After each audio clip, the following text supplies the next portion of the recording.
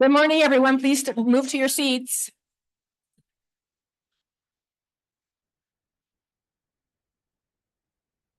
Morning.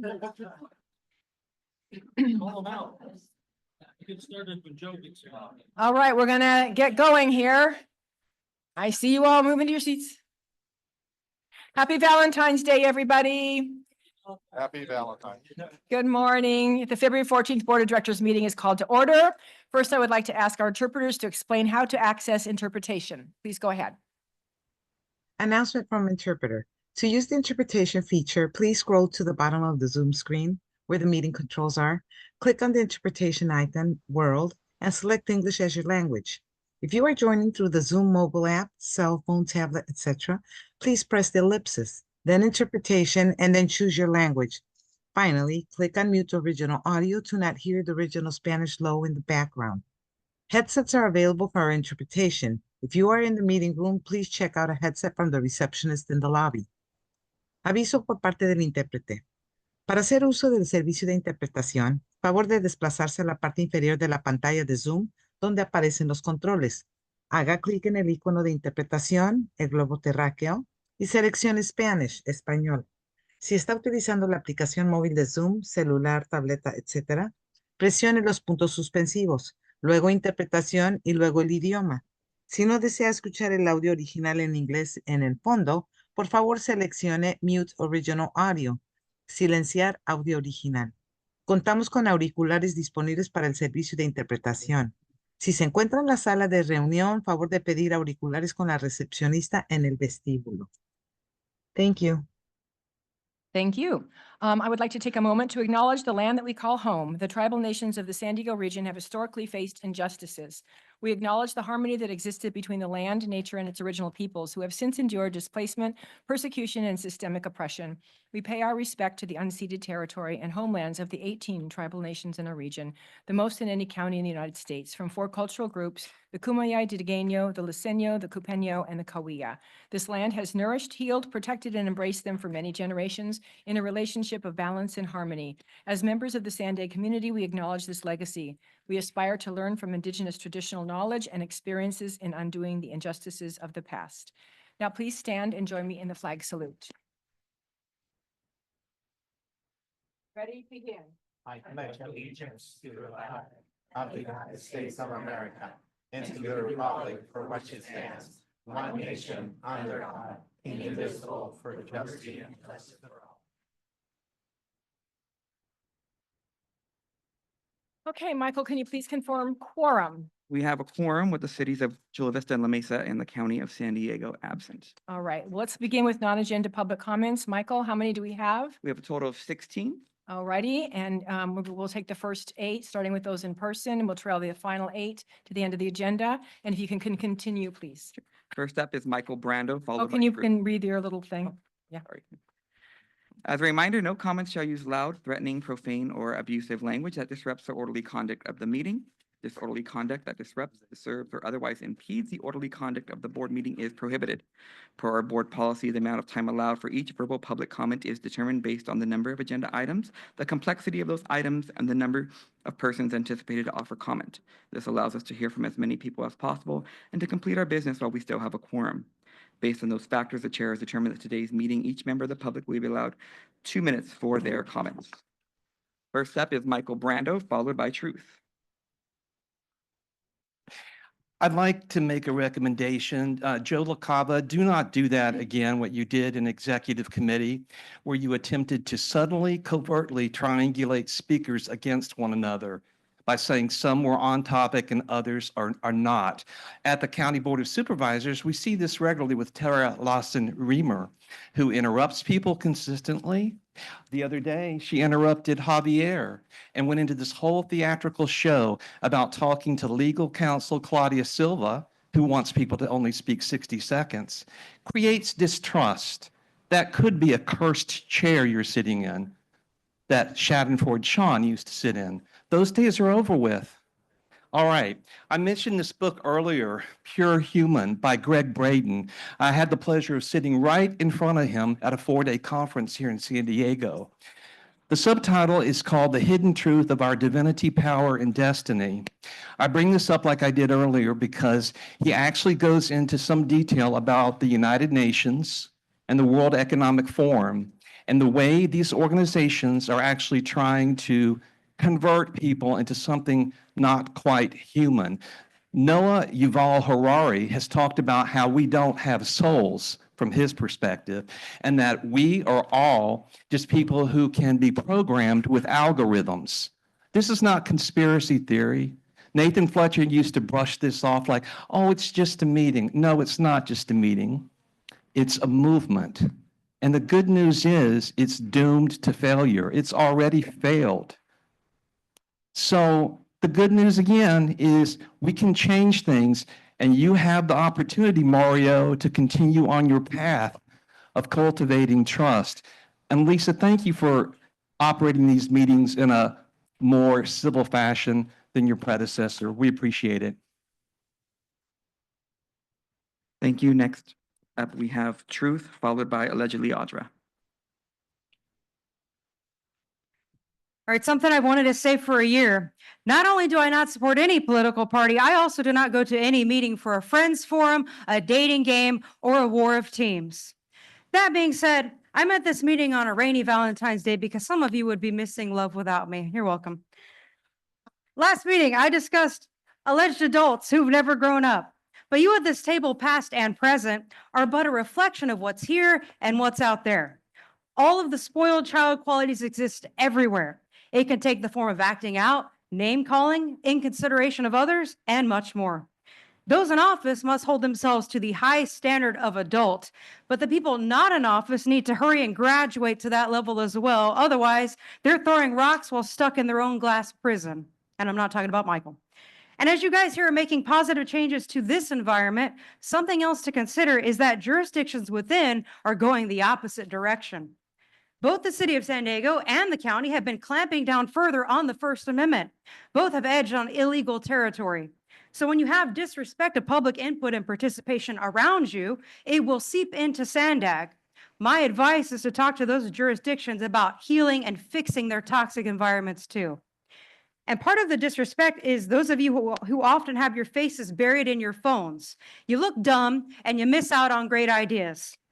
And because of the past 1-minute censorship nonsense, I'm going to start digging into my past comments during the last almost 2 years of coming here, and I'm going to repeat them more slowly so that they seep in and are not missed this time. And I want to dedicate my comments in memory of a friend, Jim James Anthony Ellis. He was a poet, a good person with a smart wit who sometimes would send me text messages of photos of me from the meeting, from the live stream. And one time I literally laughed out loud because it was so ridiculous. He was a good guy. Let's see. Oh, and by the way, an example of something you miss out on is Michael's consciousness action plan. Thank you. Next is allegedly Audra, followed by Bryant Rumball.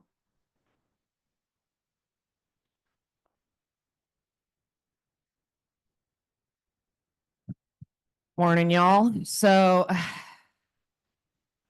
sad to see the county's not here. I'm just gonna have to keep repeating that because it's ridiculous that there's no representation for the people. But again, even if they are here, there still isn't. So does it really matter? And the fact that we continue to do all these tribal acknowledgements while no tribal nation has a say on the board, you're not giving them a vote. It's like you can come and sit here and observe, but you can't make any decisions. It's very weird, especially when we're like giving them acknowledgements prior and then screwing them in the back end by being like, you can just have a seat here. Rebecca Jones, I'm wondering if you are aware of what took place last night at the school board meeting. It's crazy, and that's why you should be bringing forward some kind of item to declare that you're not a sanctuary and that you're going to not impede ICE's ability to come in and do their job, obstructing the federal government, like all of you guys should, and I'll continue to say that. And any of your attorneys that continue to tell you that not doing so is beneficial to you should be fired. Absolutely, because attorneys all over the county are like, no, what you're doing is right. We're going to have to see if the state or the federal government is more superior than the other. The Supremacy Clause in the Constitution that you all took an oath to. So if you're not having attorneys tell you the truth, again, fire them and quit having us pay for them to lie to you and further, harm San Diego through not only federal funding, but literally you guys could go to jail. So, I mean, I just don't understand why we have to continue to go down this path, except for Bill Wells. He seems to be getting in a get out of jail free card today because he's not doing the shenanigans. So, I don't know, Rebecca, really think about Thank it. you. For the record, the cities of La Mesa, Chula Vista, and San Diego Bay are present. Next up is Bryant Rumbaugh, followed by Rita Clement.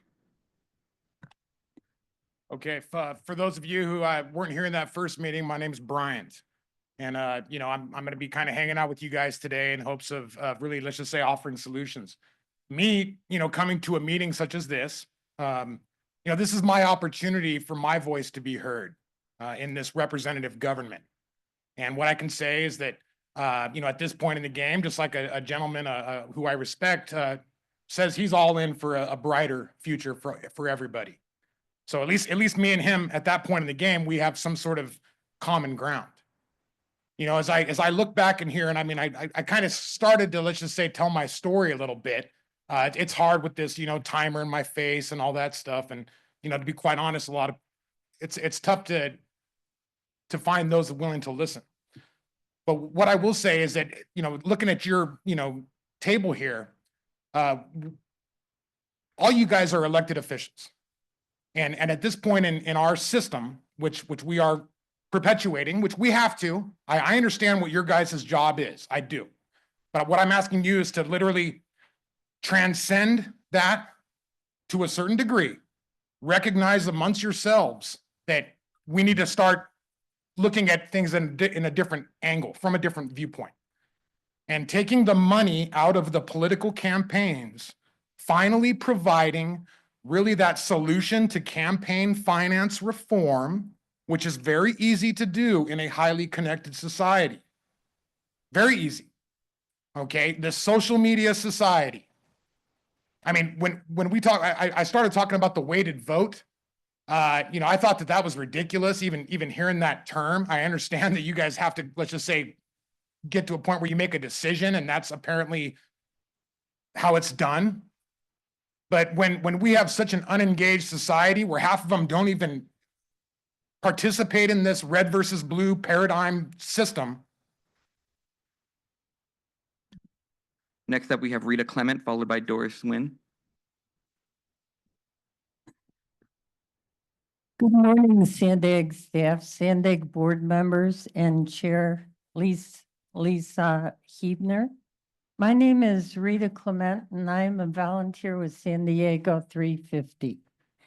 Cal and Viro screen maps have identified diesel particulate matter by census tracts, and that those with 75th percentile scores or higher include residential neighborhoods to places for employment in San Diego, Chula Vista, National City, Coronado, Carlsbad, Escondido, Encinitas, Solana Beach, San Marcos, La Mesa, Lemon Grove, El Cajon, and unincorporated portions of San Diego County.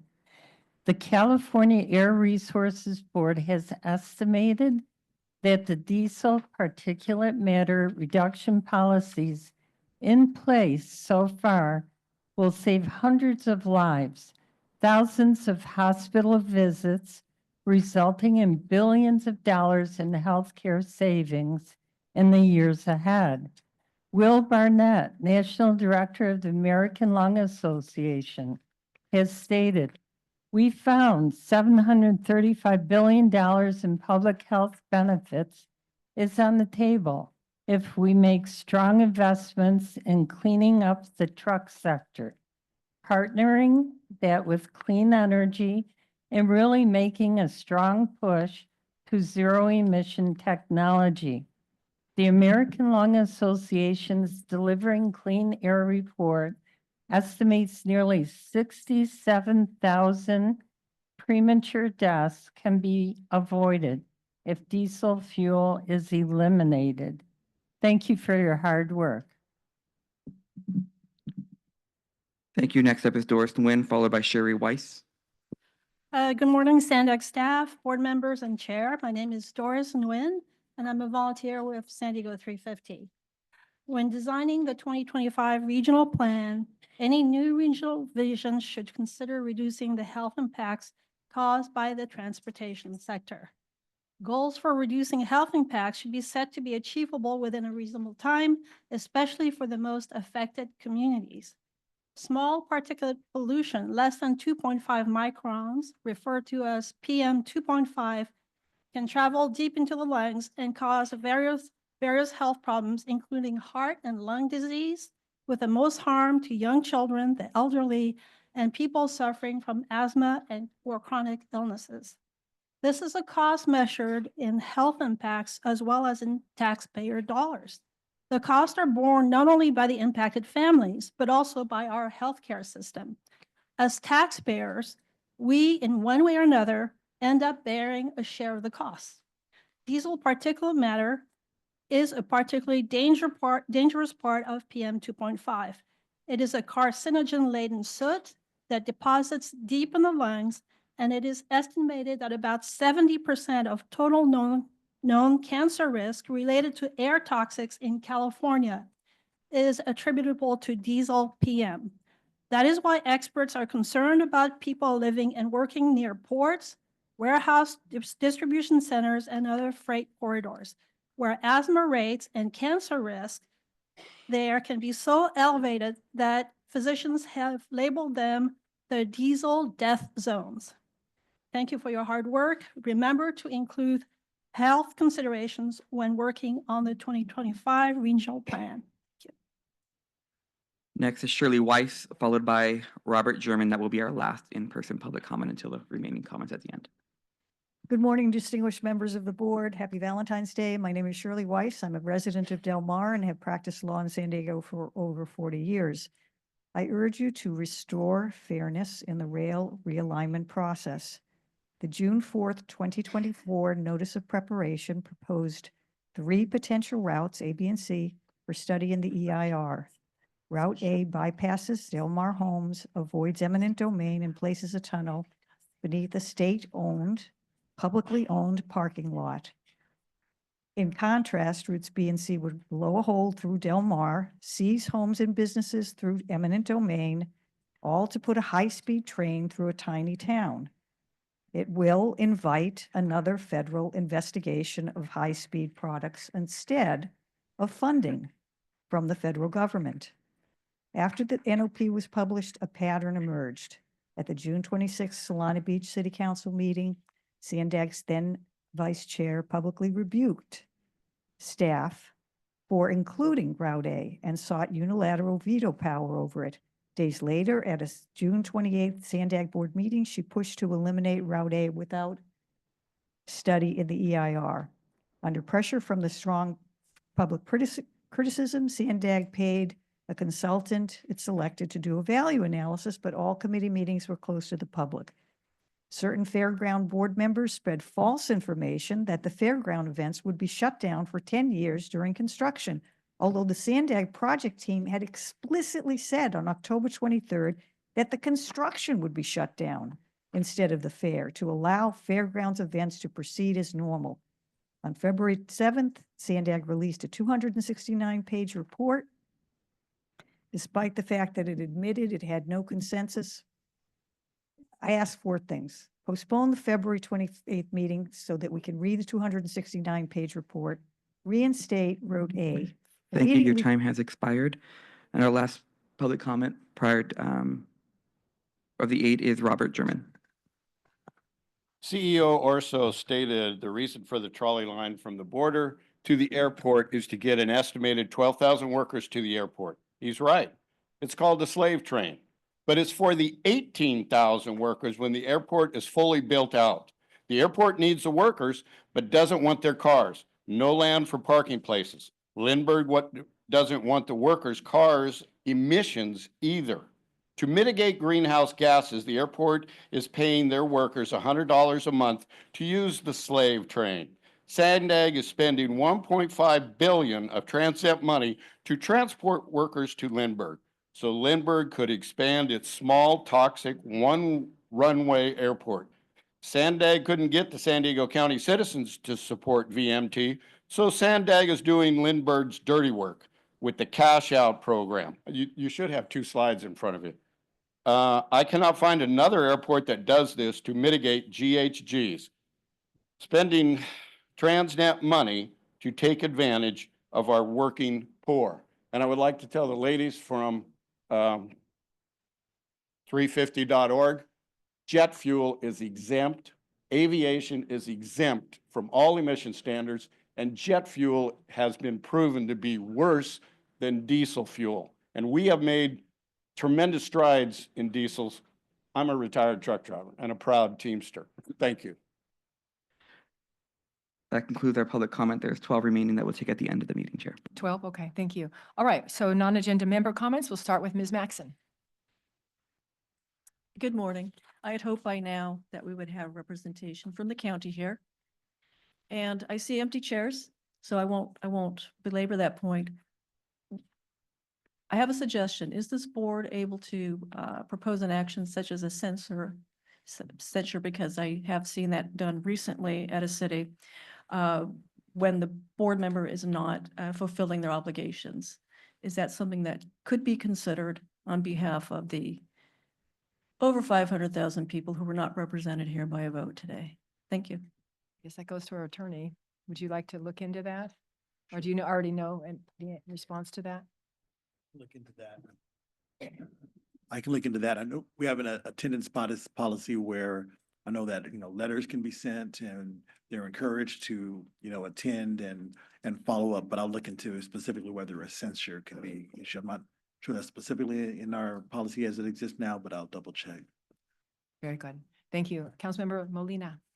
Thank you very much, Chair Huebner, and good morning to everybody. I would like to provide a brief update on the development plans for National City in collaboration with the Port of San Diego. Plans are in place to build an electric charging station to service cargo trucks. As I learn more and more about this project, I have begun to understand the implications of these plans.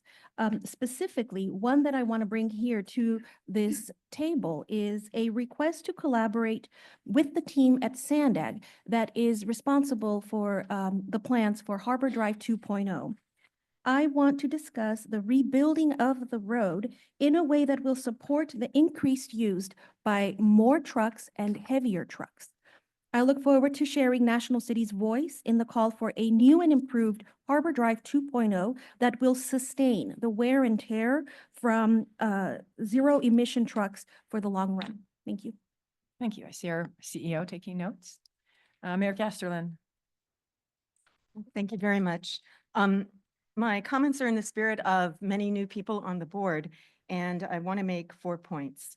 My first point is to remind us, or let you know, that the goal of California State Assembly Bill 180 in 2021 was to get the railroad tracks off the Del Mar Bluff.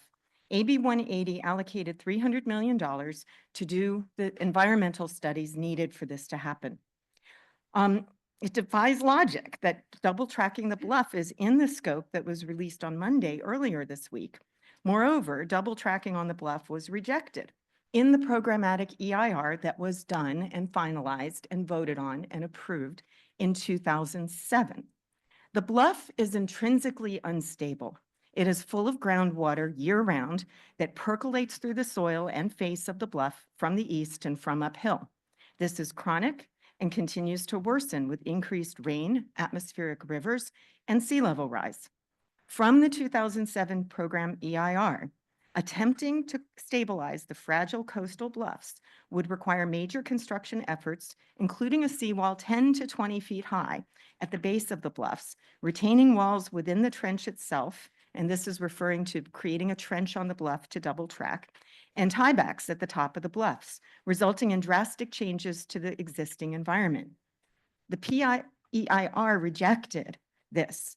Given this situation, why would double tracking the tracks on the bluff be included in any upcoming environmental studies? Double tracking was rejected in the 2007 PEIR. That's my first point. The $300 million is to get the tracks off the bluff. My second point is from 2022. The Coastal Commission said firmly and clearly, no more bluff stabilization after the project that is underway right now, and everything being put into the bluff must be taken out of the bluff. My third point refers to the 2024 value analysis that was just released. It highlighted in great detail the best move for our region and for Southern California, and that's to reload in 3 maps, 3 full detailed maps. Relocate 25 miles of track to the I-5 from Oceanside south to Sorrento Valley. The problem is the projected cost is $35 to $45 billion with a B. That's a challenge. So fourthly, I want to remind us that alignment A that was in the June NOP was modified. And alignment 14 is a modified version of A from that June NOP. Alignment 14 in the value analysis. Alignment 14 is the only route that does not put freight trains under people's homes and bedrooms or involve eminent domain of homes. And I understand and agree with the concerns of the fairgrounds in Solana Beach deeply. However, some version of alignment 14 needs to be studied. Why? Because the studies will tell us how to minimize noise and disruption during construction. The environmental studies may well show how to avoid fairground structures entirely. As Ms. Weiss mentioned, put it under the parking lot, a state-owned parking lot.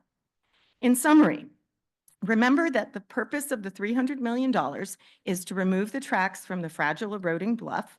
Alignment 14 from the value analysis avoids homes and must be included in the 2025 environmental studies. Double tracking on the bluff must be removed from the 2025 environmental studies.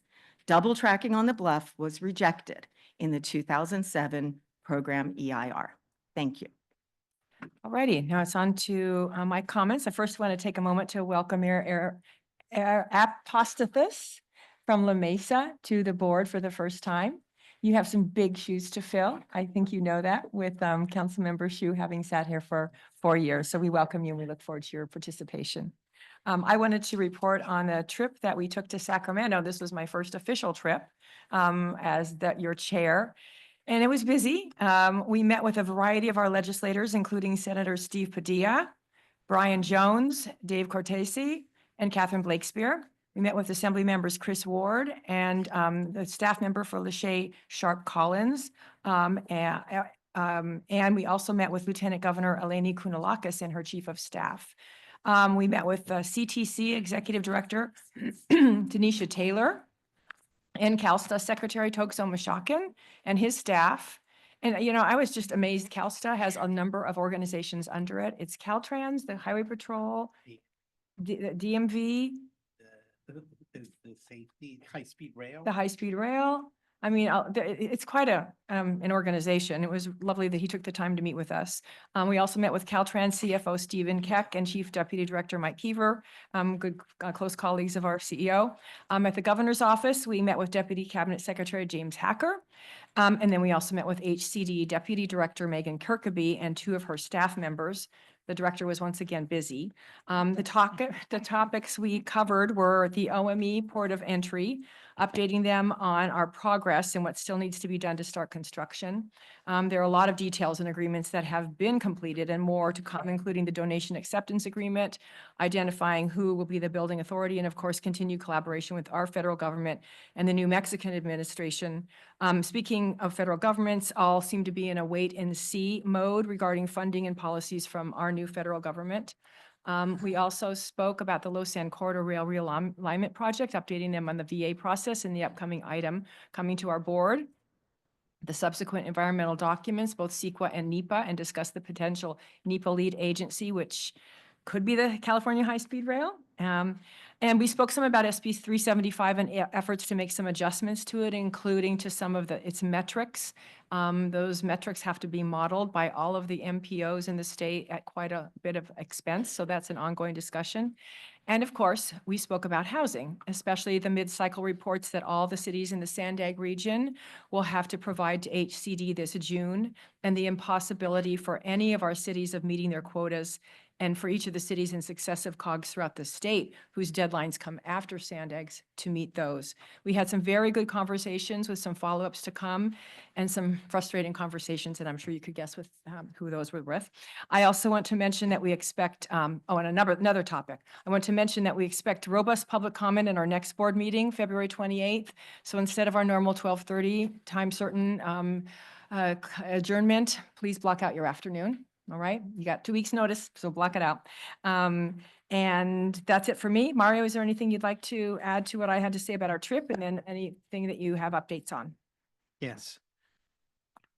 We also had discussions about the Tijuana River issue with Senator Padilla and some of the other members the persons that were just mentioned.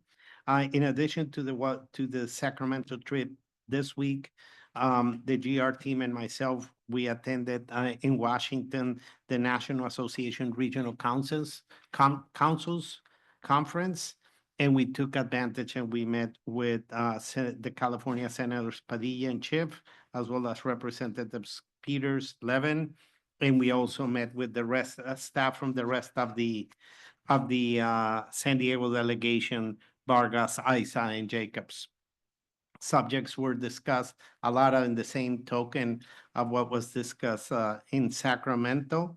I think my biggest takeaway from this trip is that there are more questions than answers right now on the programs that are on standby or trying to understand what are the upcoming guidelines.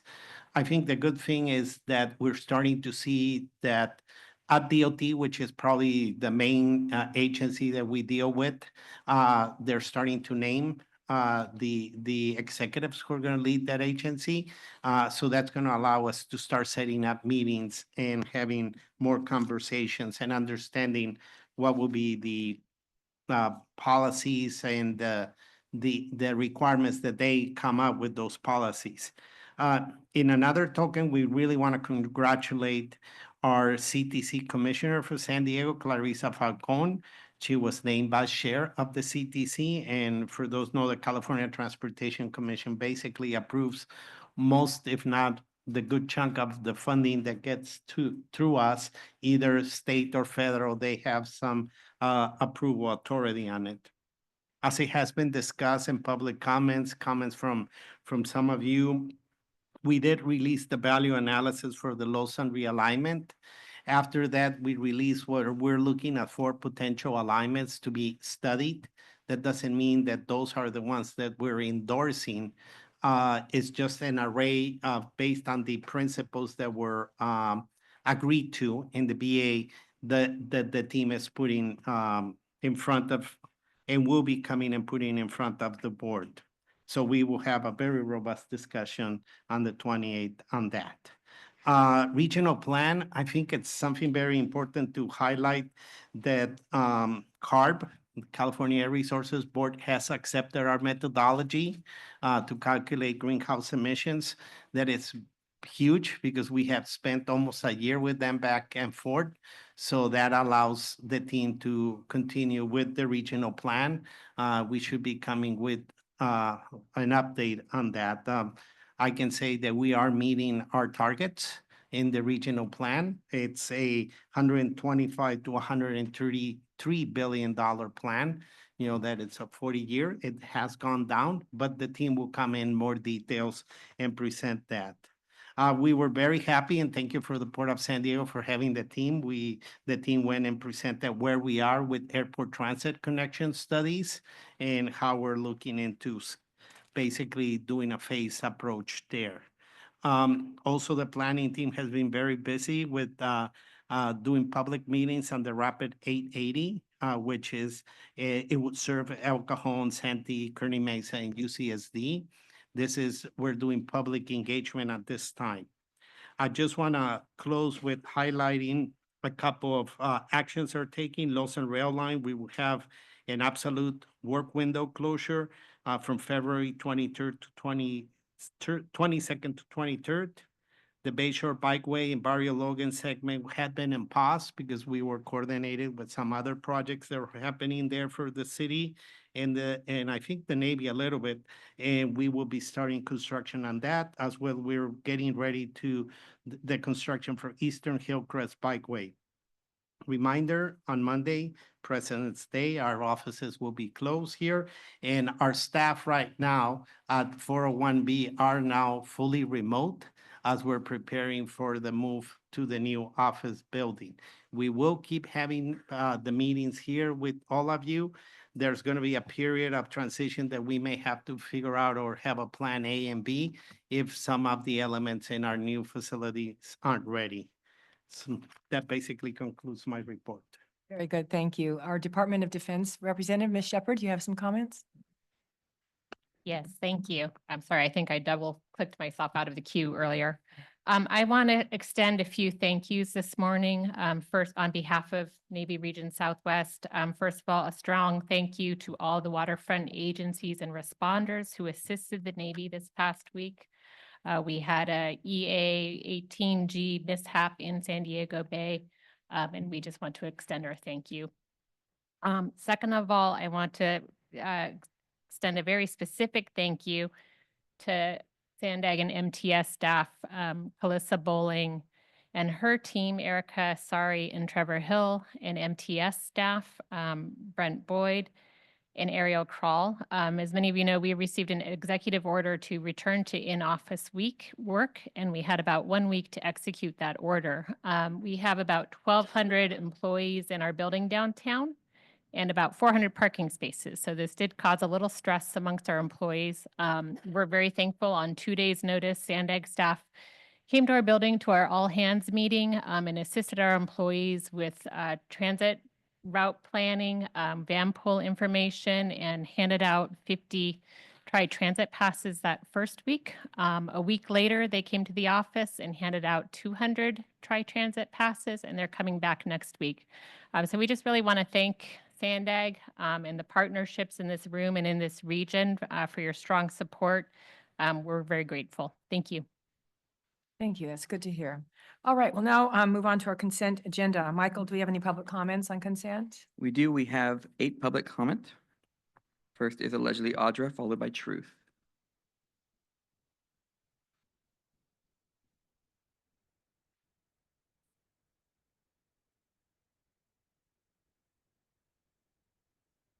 All right, so for your draft reports or whatnot, number 3, I'm on topic. With the low sand rail realignment, I think that it's really sad to see how much stress and anxiety and just turmoil it's causing the people that are having to worry about this possibly being implemented right in their area that could potentially put their home in danger and a lot of stuff. So I feel like you guys need to really be more mindful of that. And if this is something that is actually going to be beneficial or more harmful than good. That's just, I mean, if you can't listen to the people and the people that are going to be affected by it, then I think that's a problem. And with number 5, the appointments of the Policy Advisory Committee members and the transit representatives, you know, thinking about the $133 billion that you guys are going to be using to implement some things, you know, and we talk about the United Nations. In fact, this is like reminiscent of a little mini United Nations here in San Diego, and I bet some of you are proud of that.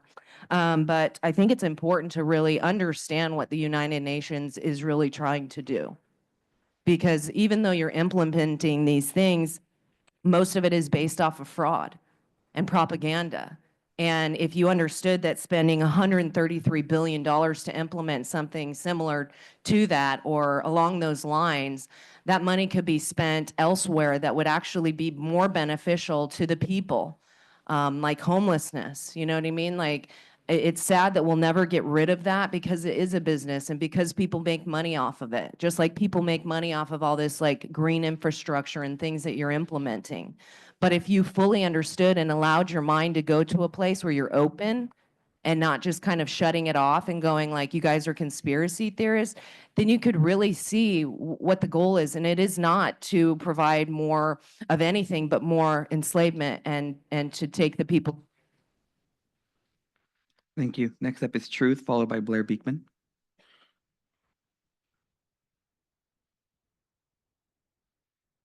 Item 3, no to 90% of the nonsense policies the executive committee just approved, but yes to the planning group having advisory members on all the SANDAG committees, so all voices are included in the discussions here.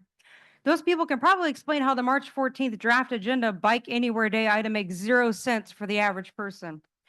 Item 4, Jules should know that I still remember that fact has a board retreat at some future date.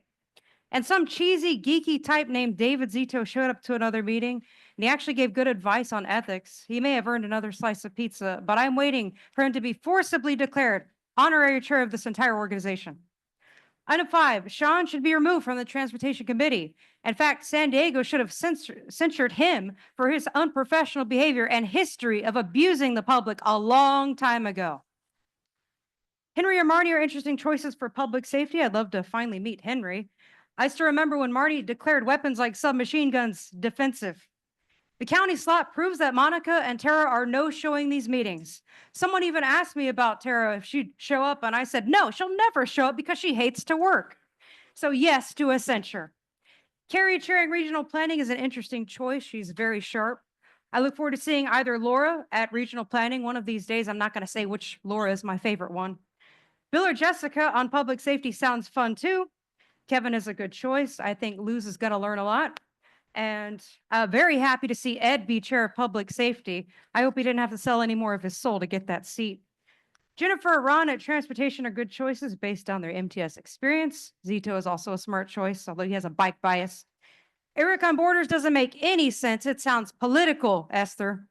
Maybe. Item 6, Jack is a good choice for the audit committee because he cares, but I can't recommend enough Luz. She's the definition of accountability, and that's what SANDAG needs big time. And also, I want to give say a hi and welcome to Mark Arapastathis. Did I get that okay? He's a nice guy if you haven't met him. Thank you. Thank you. Next is Blair Beekman, followed by Cesar Javier. Moving on to Cesar Javier, followed by Bryant Rumbaugh.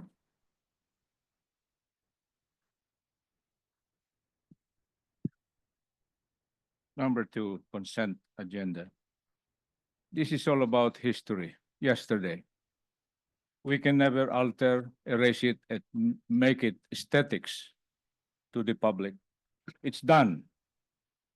I take this opportunity in parallel to the presence of our city council president, Luqadda, and the chair committee on land use, Councilor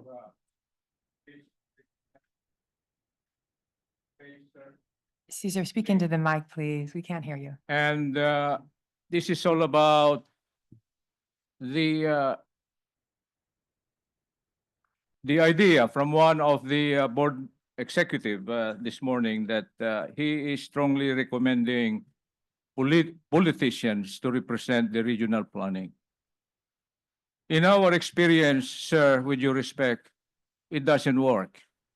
CPG is down, has only attending to their jurisdiction, a small grassroots.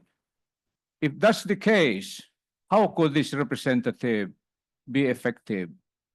That's the point there. So my contribution in this minutes is, please, we put some literature, as many as we could, briefly, on these historic events. It also represents the contribution of those really honest and wise members of these thinkers, philosophers, that we strongly recommend. Another lesson here, don't be offended. My wife's name, who worked for hours to prepare our impromptu speeches here, inputs, was never etched on the minutes to be approved, sir. Mario, thank you. Thank you. Next, Bryant Rumbaugh, followed by online comment of Catherine Rhodes.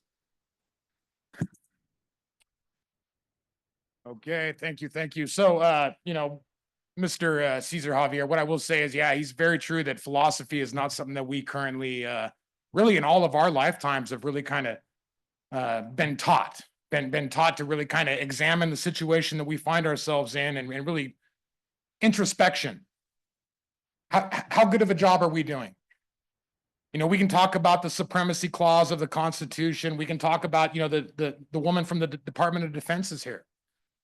I mean, what I do know about, you know, the Republican form of government is really just like Mr. Javier just said. It requires responsibility at the local level. Just like the new member Mark, you know, he's got districts in his city. You guys have representation from many different, you know, entities around this federal government and the state government, and obviously San Diego. But the people's voice is not heard. You know, when we talk about the whole word of audit, yeah, I mean, politicians have a very bad rap. There's your average person, their stomach does turn when they even hear that word politician. They need to ask more of you guys. They need to make your job easier. But they have to get rid of a lot of bad habits. Just like everybody in this room needs to get rid of some bad habits, myself included. Okay. But we can do it. We need to tackle so many issues. Certainly the currency problem, that is an issue. Government doesn't make money, government takes money. This federal government thing, they print money like it's going out of style off the backs of other countries. They've been doing it our entire lives. And still some people think that we fund the government. What, is that how you guys run your households? Thank you. Your time has expired. Next is Catherine Rhodes, followed by Blair Beekman, who went from in-person to online. So we'll take you, Blair, after Catherine Rhodes.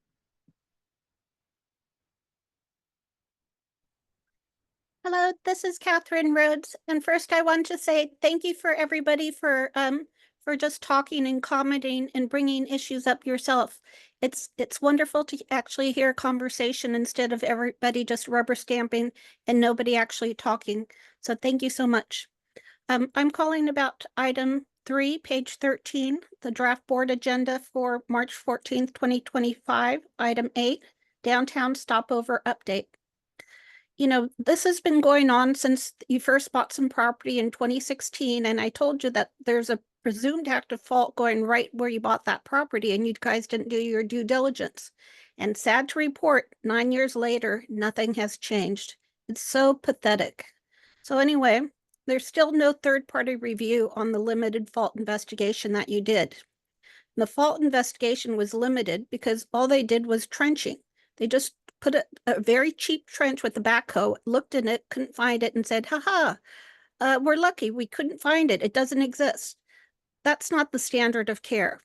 If you actually talk to the state geologist or went to Caltrans Seismic Advisory Board and asked for their free help, that Mario should have invited them in, but still, I've never had a meeting with Mario on this. I have never had a meeting of legal counsel on this. And so I'm still requesting a meeting with legal counsel, Mario, the audit people, and a board member to get over my 20-year, I call it stupidity, that you guys can't actually even just do your basic due diligence. And I believe they're going to probably tell you that they did some trenching and they couldn't find it. So everything's great. No, I'm not the decision maker. SANDAG's not the decision maker. The city's not the decision maker. The state geologist is the decision maker. Please actually do this legally. Thank you.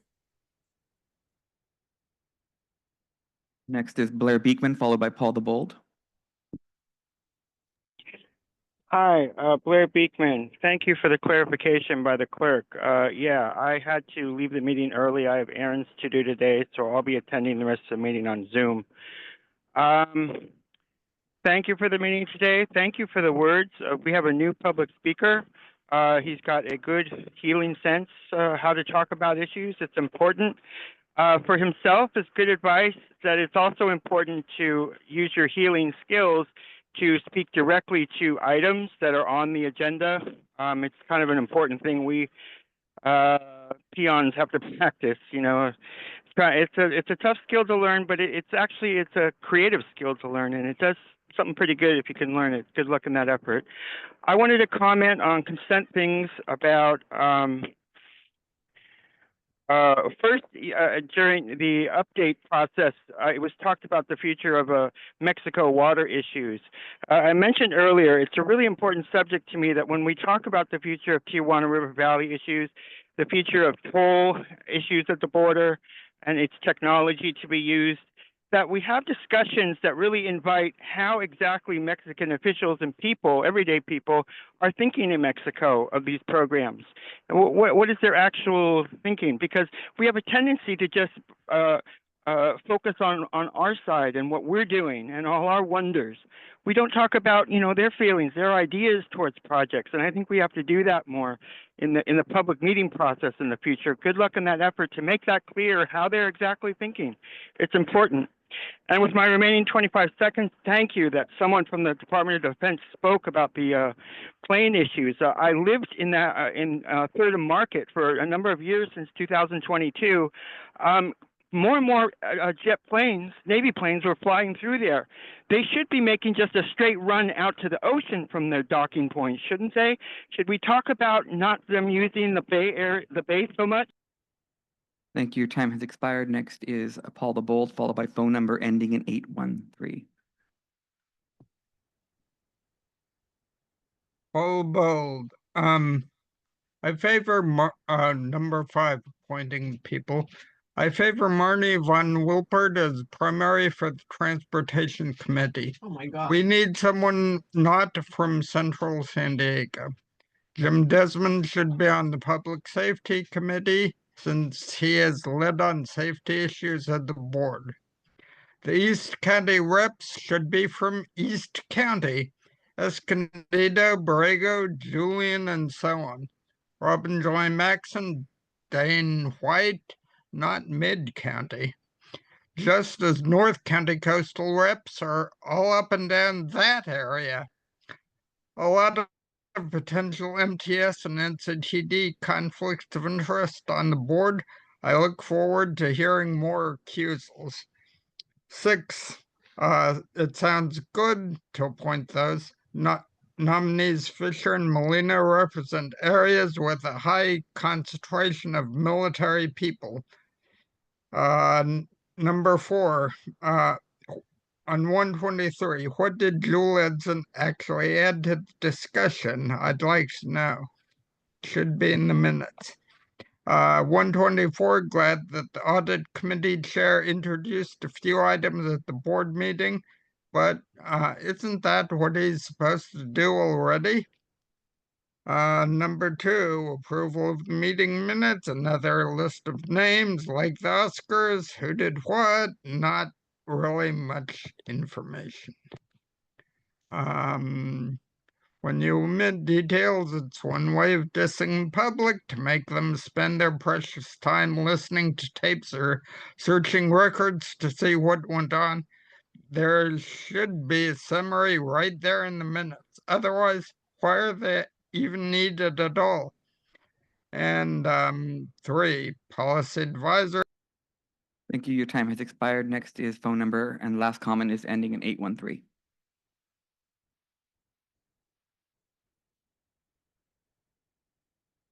Okay, Consuelo here. So as far as this item, wait, let me just, I am in favor of, for the Policy Advisory Committee members in choosing transit reps, I am in favor of Miss Luz Molina, because, I mean, she actually uses the transit, and why not? And let's see.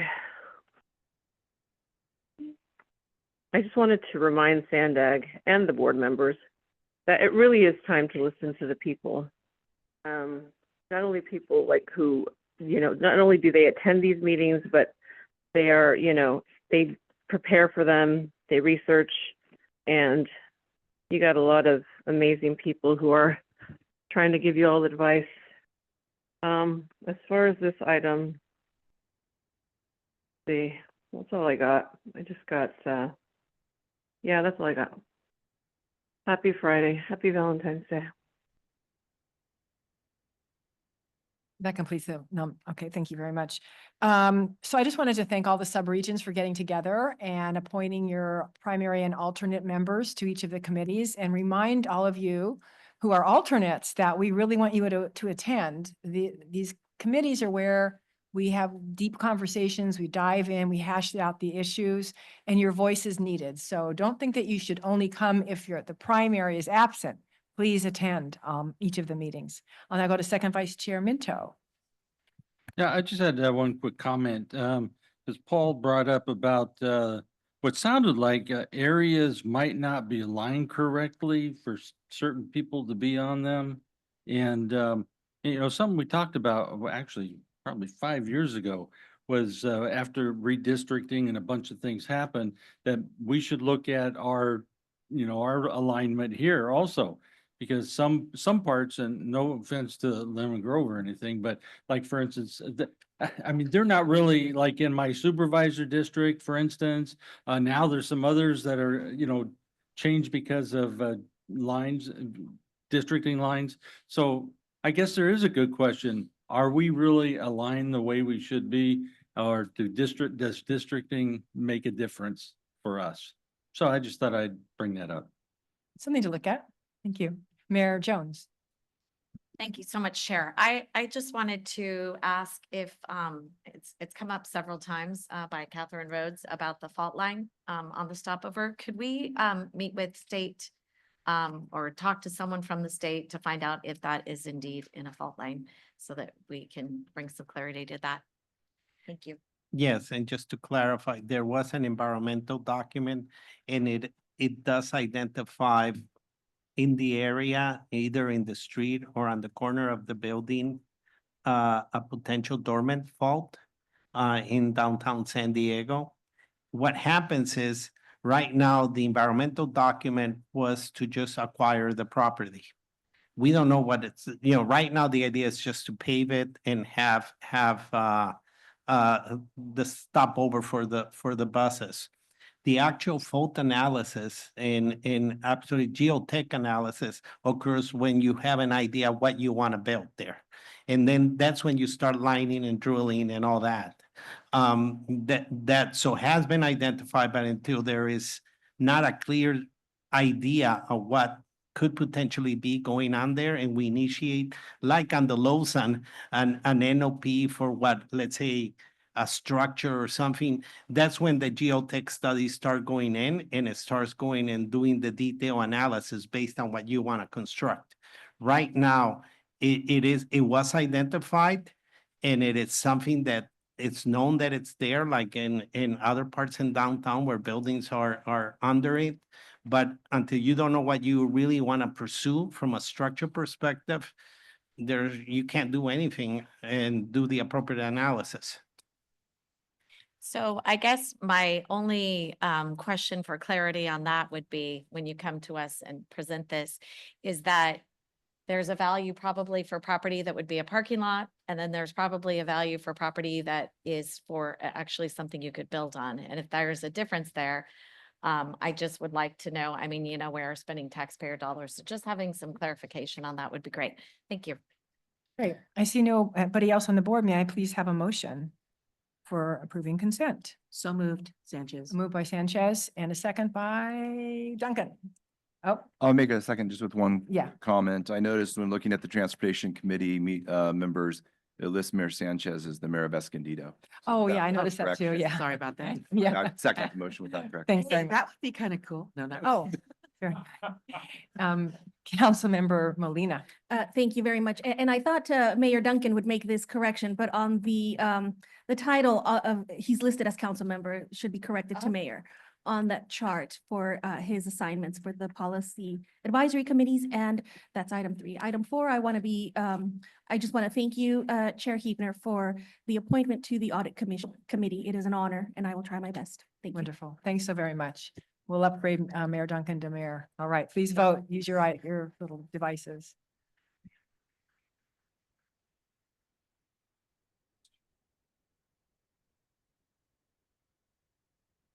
Motion passes with those members present. Okay, very good. So now we're going to move on to the economic and budget outlook. Staff's going to present 7A through C.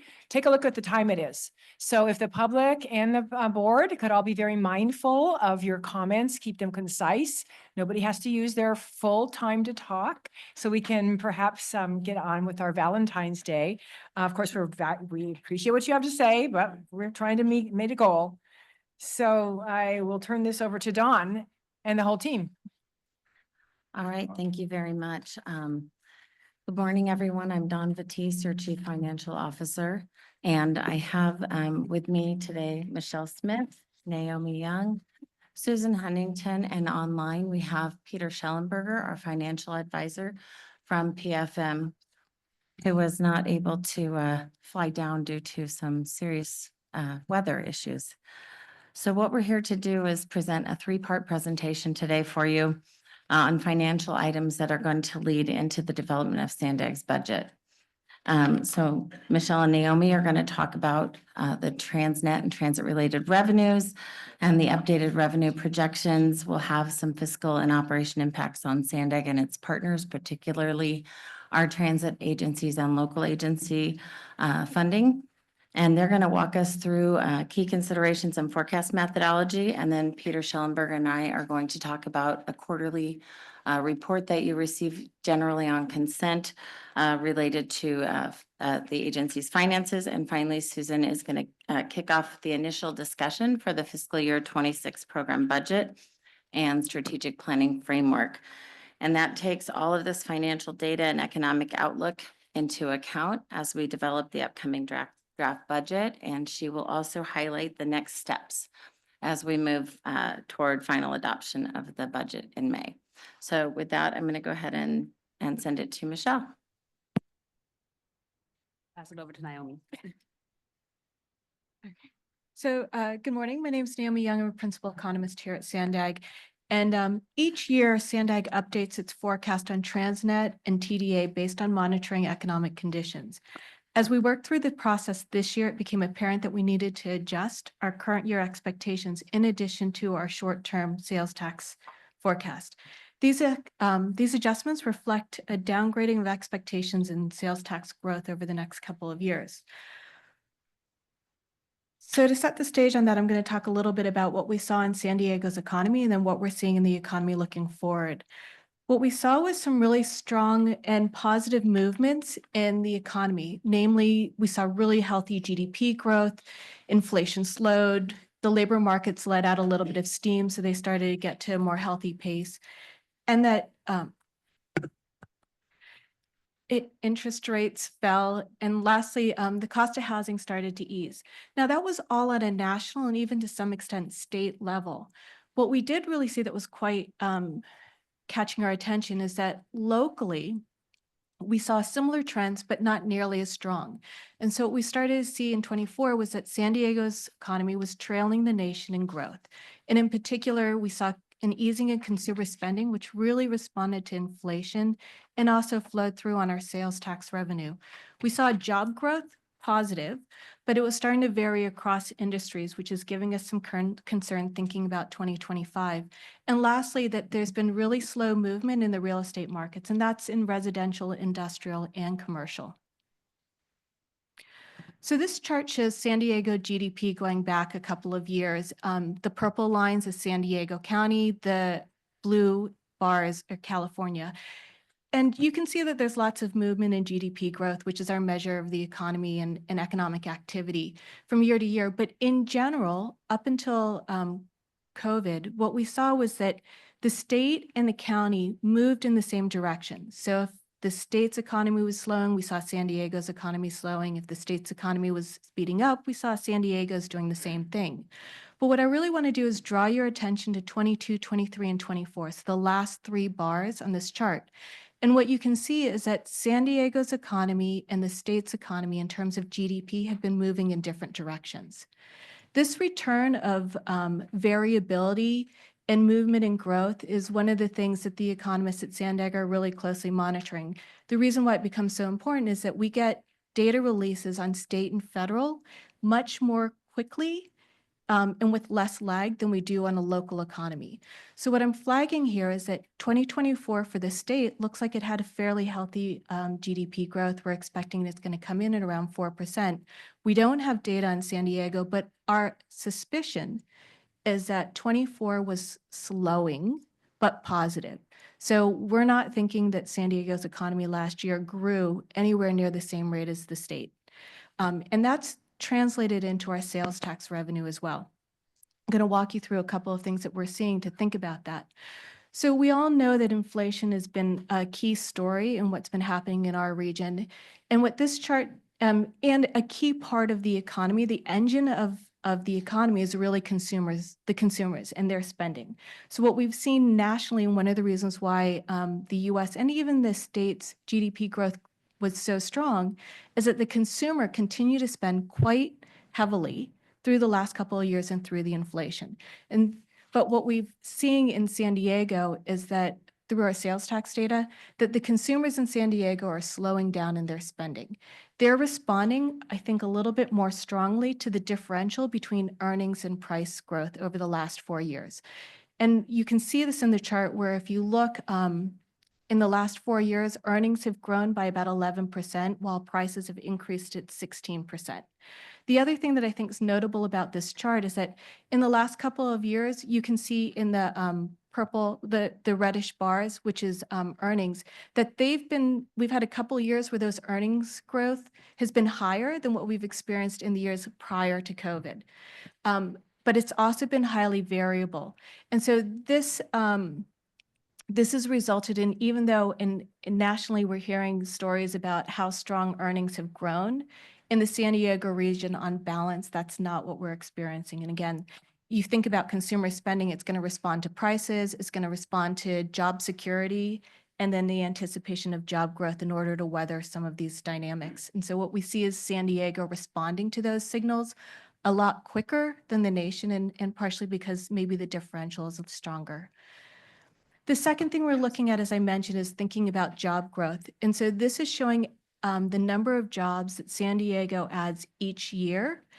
And you can see that prior to COVID, so 2017 to 2019, we were adding anywhere from 21,000 to 30,000 jobs per year. You can see through COVID, we had that massive whiplash where we lost a lot of jobs. And then 2 years after, we recovered, gaining about 145,000 jobs. So we netted out in advance. And then 23 looked like a pretty good year. I mean, we added about 21,000 jobs. So it started to signal this idea that we're normalizing our economy and getting back on track to like the new normal. But what we saw in 24 is that we had exceptionally slow job growth. So again, when you overlay this with the idea about how unemployment rates have been ticking up, what we see is still positive signals, not anything that's worrying us, but it is also catching our attention and making us think cautiously and conservatively about our outlook, particularly as it relates to sales tax revenue. The other aspect about the job gains and losses last year that really draw our attention is the sectors that gained and the sectors that lost. And so San Diego has always been fortunate in having an incredibly diverse economy where no one sector accounts for more than like 15 to 17% of employment. And that allows us to be able to take these, the volatility that we've been experiencing and kind of weather the storm pretty well. What you can see here is that the four sectors, which account for about 70% of our jobs, all had really healthy job gains. I mean, they netted almost 20,000 jobs, which is on par with kind of our historic thinking about annual job growth. In those sectors, healthcare, government, leisure and hospitality, and retail are all really positive gains. One of the things we really like about the healthcare job gains is that that's a sector where we've seen those employment opportunities show up around the region rather than being concentrated in particular areas. So positive notes on that part. But what I want to draw your attention to is the bottom 3 sectors. So I've thrown in transportation and warehousing just because of its close link to our binational economy and manufacturing, but really it's professional scientific and manufacturing, which we typically think of in San Diego as our workhorses in terms of the economy, job growth, family sustaining wages. And what you can see there is that last year we actually lost jobs in those sectors. And so that's the part where we're starting to have a little bit of a pause and starting to think about what does this translate particularly in 2025. For example, we know in manufacturing, one of the sectors that's been hardest hit is biotech. So when we look at this, what it does is we start to think about what is this signal in terms of confidence in the economy. We need confident consumers to continue to spend, which also then flows through our sales tax revenue. We also start to look at where we've seen job gains and jobs growth last year in terms of where they can be exposed to any downside risk in future policy or economic conditions. And so where that lands us is in 2025, what we expect is positive growth. So we're not talking a recession, but we are talking slower growth and growth that trails the nation and state, emphasizing that we're thinking growth trails the nation and state because we don't want to have the idea of what's happening nationally being a signal for what's happening locally. We're seeing uneven business growth across the region and across industry sectors, which we always want to be thinking about in terms of our competitive advantage. We're also seeing slower job growth as we go through the rest of the year. The concern over inflation and prices rising, we think will continue to act as brakes on consumer spending, so we don't anticipate that to pick up through the year. We're also hearing more and more from the feds that we should expect an environment of higher rates for longer. This is important to us in the health of the economy, particularly in how it works through our real estate markets. So we expect that they'll act as a brake or continue to be a brake on residential. And it's also likely to be a cause for the slow absorption of the excess industrial and commercial space that we have in the market in San Diego. And then lastly, we're closely monitoring how state, national, global challenges flow through the San Diego economy.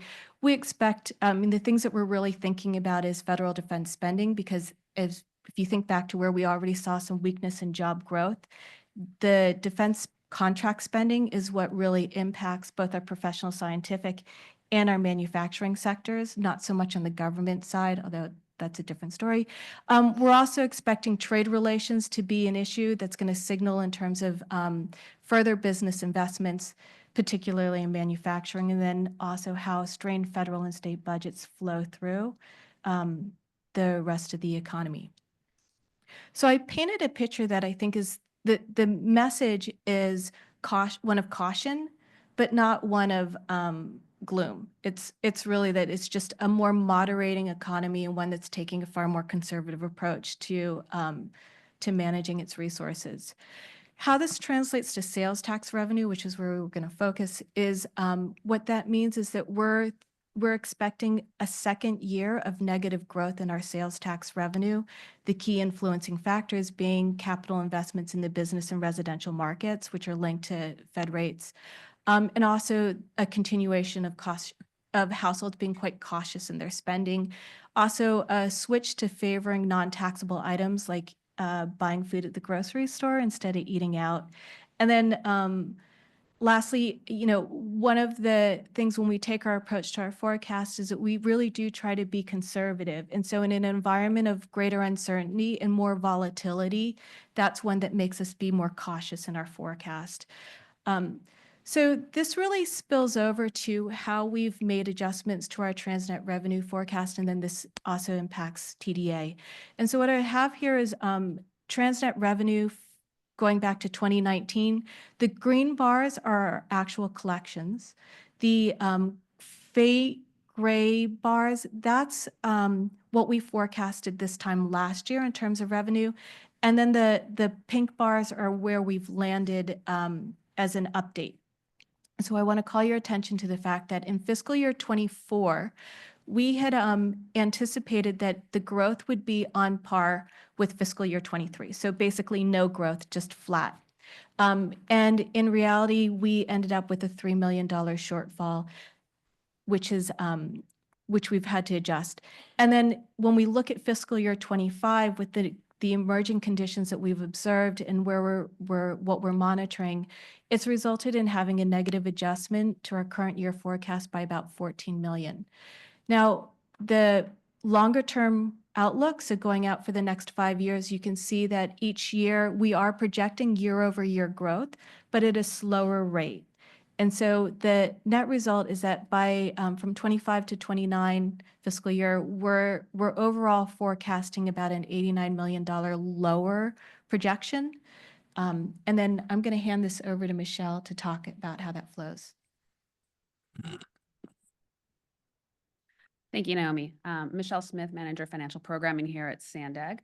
So the next slide is a little bit more of a breakdown of what Naomi has just presented. So based on what Naomi has presented, what does this actually mean in terms of budgeting and for the locals and transit agencies?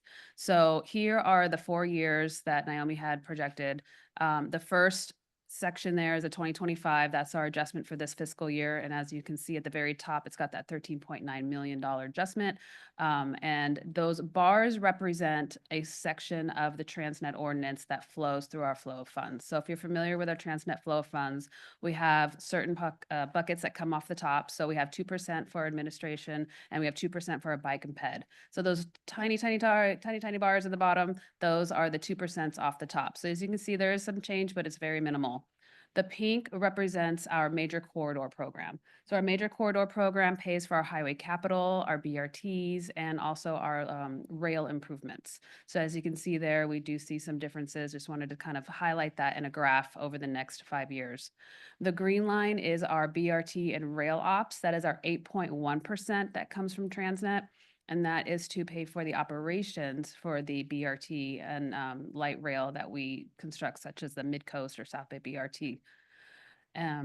The orange line is our transit and system improvements. So these are funds that go directly to the transit agencies. This is 16.5% from a bucket from Transnet. And this goes towards transit services, operations, and capital improvements. And then the blue at the top is our local system improvements. So these are funds that go directly to the locals.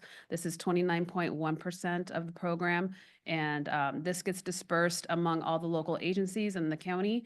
And this is based on population and maintained miles. So as you can see, the difference there is about 4 million for this fiscal year. But if you want to break that out off the 18 jurisdictions, the two that will see the biggest hit are the county and the city of San Diego. So the next slide, this is a table that is in your report, but I did want to take some time to go through it. This is the TDA revenue. So this is funding. It's very similar to Transnet. It acts in kind of the same way. And so we also update this. As you can see, for this fiscal year, we're seeing about a $4 million decrease.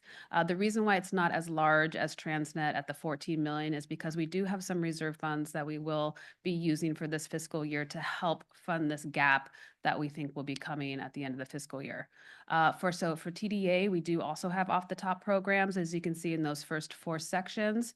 And then at the very bottom, I wanted to highlight at the end, MTS, NCTD, SANDAG, and the CTSA, they will come to the board and they will provide claims on what they want to request for TDA. And so this is based on estimates. And so as you can see here for FY25, we would probably see some amendments to their original claims.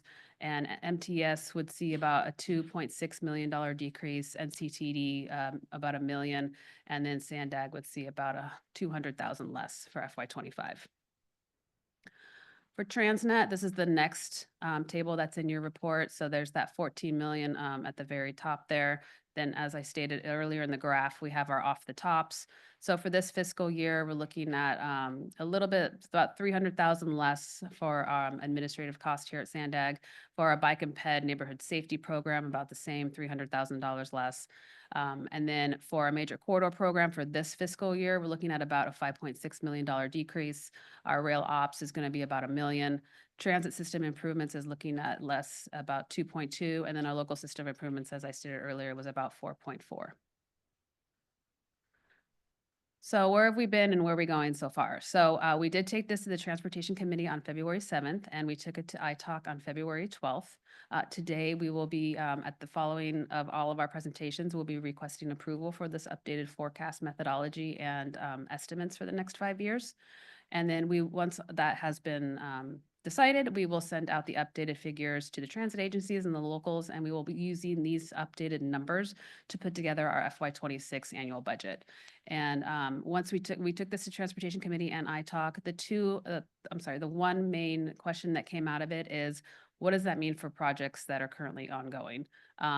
We see right now, we do not see a pause in any projects that we have currently ongoing. We do have some balances that we can tap into to keep projects moving forward. So that is not going to be something that we are looking at this time. And with that, I will hand it over to Dawn to talk about our overview of financial markets. Thank you, Michelle. While this report is loading, this item, 7B on your agenda today is an informational item that is brought to the board on a quarterly basis, typically on your consent calendar. This report is based on the second quarter for the fiscal year, so as of December 31st. Tends to be a pretty lengthy report in your quarterly agendas, so we present information in this report on the debt, the investment profiles, as well as market updates, local economic updates, and some more detailed information on the investment portfolio itself and the Transnet funds and how they have collected over time. So I'm going to start by sending this on to Peter to talk about the financial market overview and debt portfolio overview. Peter Schellenberger is our financial advisor for PFM and should be online today, unfortunately not here. Thank you, Dawn. Again, Peter Schellenberger from PFM. Just going to check if folks can hear me okay. Yes, we can.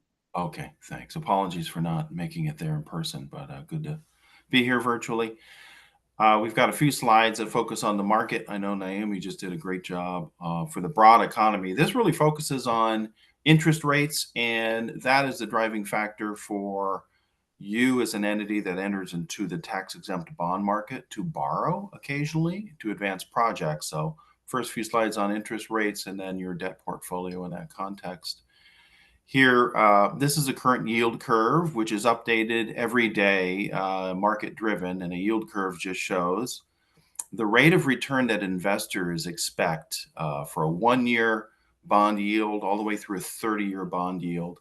So investors that would purchase and hold a bond for 1 year under current tax-exempt rates is expected to receive a rate of 2.7%, and out for a 30-year rate is 3.96%. This is for very highly rated issuers. So we refer to this as a AAA rated yield curve. SANDAG happens to be in that rare company of being a AAA rated issuer. And so these are pretty close to where you would go out and issue debt, issue bonds today.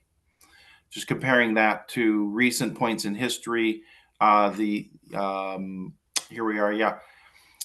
There's a tendency to think we're in a high interest rate environment, but if we look back over a 30-year period, we're really pretty close to average. This is a 30-year rate tracked over 30 years. So it's a 30-year rate over time. You could see that deep dip in 2020, 2021, when rates became very low, historically low during the pandemic. And then we saw the impact of inflation and rates crept back up to about 4%. And we're pretty close to 4% today with a 30-year rate. We can move to the next slide. We track bond supply and bond volume. That helps determine interest rates, and the amount of tax-exempt bonds issued last year in 2024 was a near record year, 467 billion of bonds issued by state and local governments to advance projects, which was a significant increase over 2023.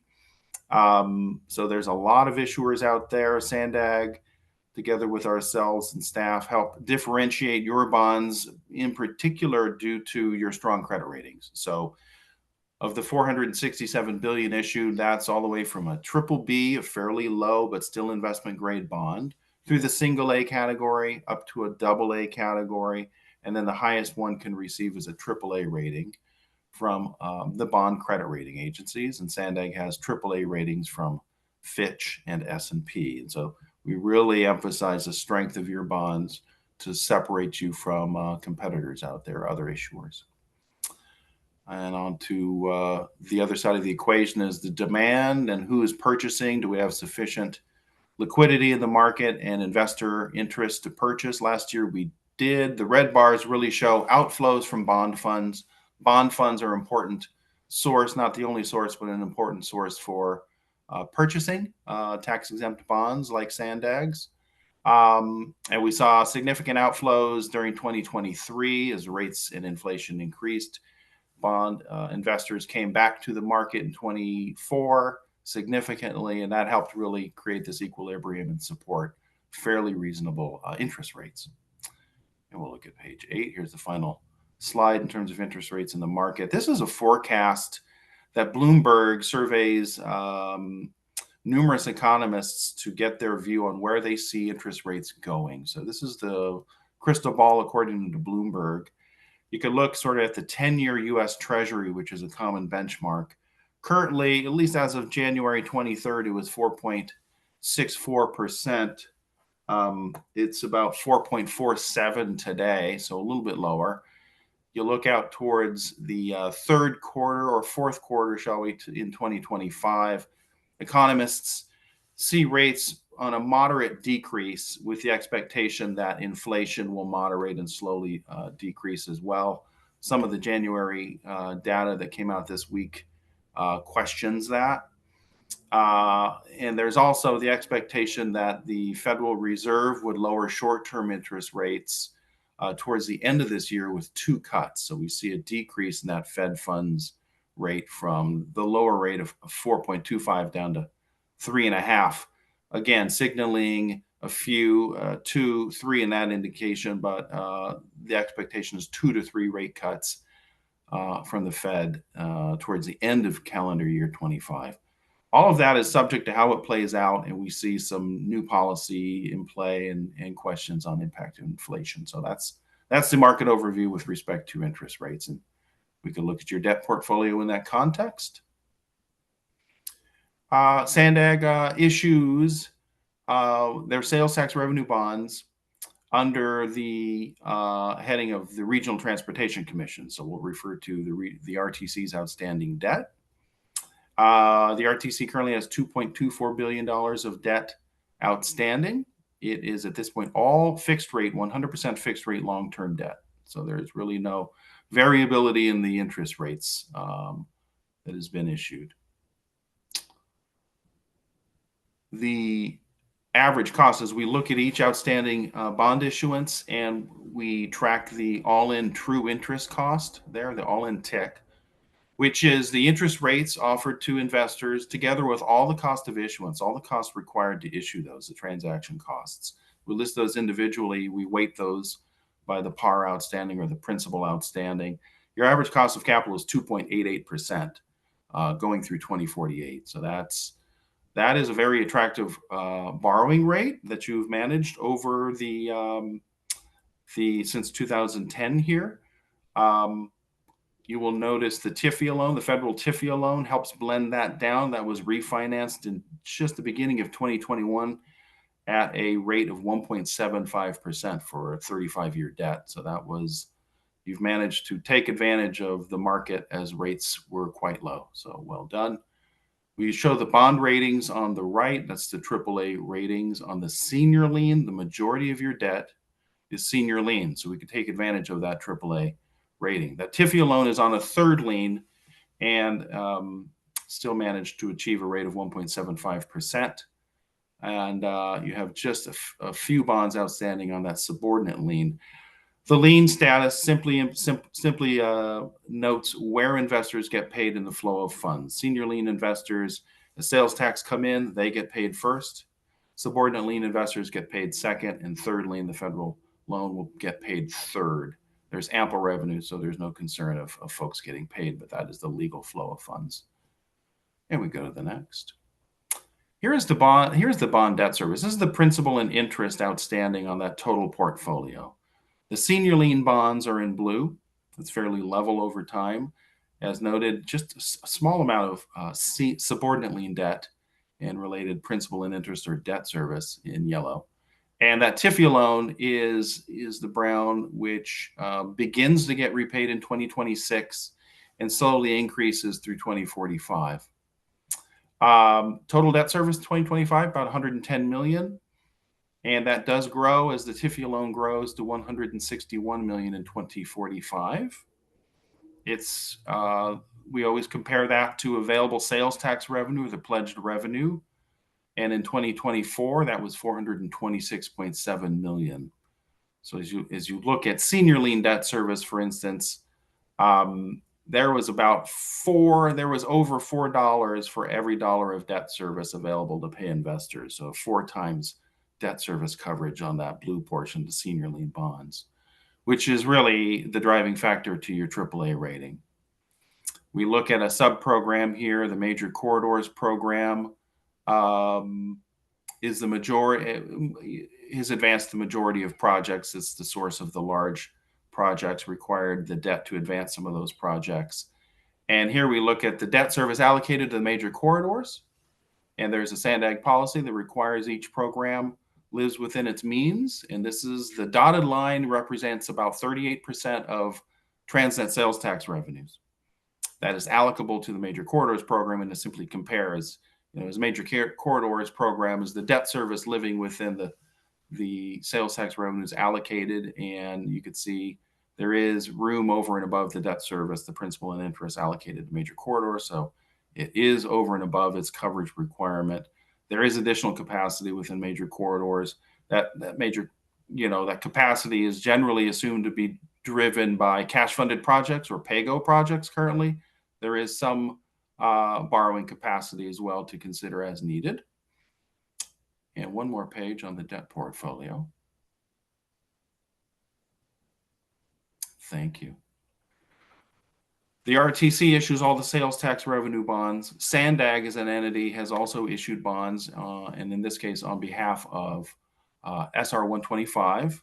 And in 2017, it refinanced debt to lower the cost of that borrowing.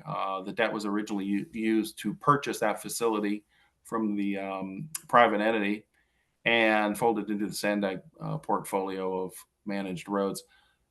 The amount that was issued originally was 194 million. It's 161 million. 161.6 million is currently outstanding. The SR 125 bonds, they can be called at par at no cost, and all the principal repaid on July 1, 2027. So that is a date that I know folks are keeping their eye on. Cash resources available to repay that debt is expected to be available around 2028 or 2029. And the annual debt service on that debt is about 14 million and stays constant through 2042. So that is the debt profile for both the RTC and SANDAG. So I could pass it back to Dawn or take any questions here. Thank you, Peter. I'm going to go very quickly through the investment overview because we need to get to Susan and the budget development, but I just want to make sure that you're all aware Board Policy 3 dictates SANDAG's investment policy, and we do report regularly on items related to your investments in this report. And then on the delegated actions report, there are monthly items reported to you as transactions occur. So policy is based on state law, prudent money management. Also, our bond indentures, bond documents dictate how we invest bond proceeds. There is delegated authority to the CEO in this investment policy, and it does allow further delegation to qualified and registered investment advisors. So we have 2 contracts right now with Insight North America LLC and PFM Asset Management, which is a component of U.S. Bank, not related to PFM Financial Advisors. Under the board policy, the objectives outlined are safety, liquidity, and return on investment, and safety is really the foremost objective. We need to make sure that we're really taking good care of taxpayer dollars. We also need liquidity to assure that we can pay our contractors and pay our bills and get our funding out to the local jurisdictions and transit agencies. We provide in this report investment holdings by agency every quarter. Most of the funds invested right now are funds related to the Regional Transportation Commission, but we do report on all of the investments through this report. We also report by institution. We tend to keep funds in pretty safe locations, and we do work with the county through camp investments. And really, that's it on the investment side. I just want to point to one additional feature of this report, and that's the Transnet report that you see at the very end of this report in your package. We do report to this board and to the Independent Taxpayer Oversight Committee all of the Transnet revenues and disbursements. And we report it, current year to date, as well as the program since its inception. So you can see the balances for all those funds and the flow of funds that Michelle and Naomi had outlined for you. And you can look at, where the balances of some of those programs are. So all of that information is provided to you on a quarterly basis. So when we come to you with reports like this and development of the budget, hopefully you've had a chance quarterly and really look through those. And please feel free to pull that item, ask any questions, or just contact me when you see those quarterly reports if you have any questions. And with that, I'm going to pass it on to Susan. And just to, as Susan is picking up, we're really wrapping up here. Susan will bring us home, but I wanted to put it in perspective. So Naomi showed us kind of where we are, the perspective, the big picture, and the projections that we need to do, and she does with her team, and she's been doing it for years as our principal economist, for also MTS and North County Transit to be able to build their budgets as well as ours. Michelle brought up the different programs and kind of the flow of funds, and Peter and Don talked a little bit about the debt portfolio that the agency has, which is in pretty good shape, that as a takeaway. But now Susan is building the budget, so she'll put up how she brings in all this information and project cost and everything, and she starts putting all that in kind of a blender and starts coming up with a proposed budget for all of you to consider. So Susan, show us what you're dealing with. No cooking the books references at all. Thank you, Mario. And the team up here has really laid the groundwork for my presentation today. So I'm going to probably go through a little bit quicker. The slides are all in the packet, but I do want to talk about the components that go into building our annual program budget. So the annual program budget serves as the agency's work plan for the upcoming fiscal year, outlining our priorities and commitments moving forward. We've already started, obviously, on the FY26 program budget, which will become effective on July the 1st. There's three major components that go into our budget framework. The first of which are we need to make sure that the work elements necessary to meet our federal, state, and local mandates, that those activities are in our budget. We're looking at the agency's strategic direction, including progress on internal initiatives as well as our regional projects, and then the current funding environment and an economic outlook. I'll also, in your packet, and I'll also hit on the slide at the very end, is the timeline for bringing back the budget for your review and ultimate consideration in the month of May. First, I wanted to kind of go through, just recap the major programs that are in the SANDAG budget. What's in front of you today on this slide reduces this whole entire fiscal year 25 budget into one pie chart. It's $1.3 billion that goes into our budget for the current fiscal year. The board approved this budget last May, like you'll be asked to do in this coming May for FY26. More than half of the budget goes into our capital improvement program projects. Those are our Transnet major corridor projects, our good movement capital projects, as well as other major capital projects like the Del Mar bluff stabilization and other rail aging bridge replacements. The approved multi-year capital budget stands at $9 billion.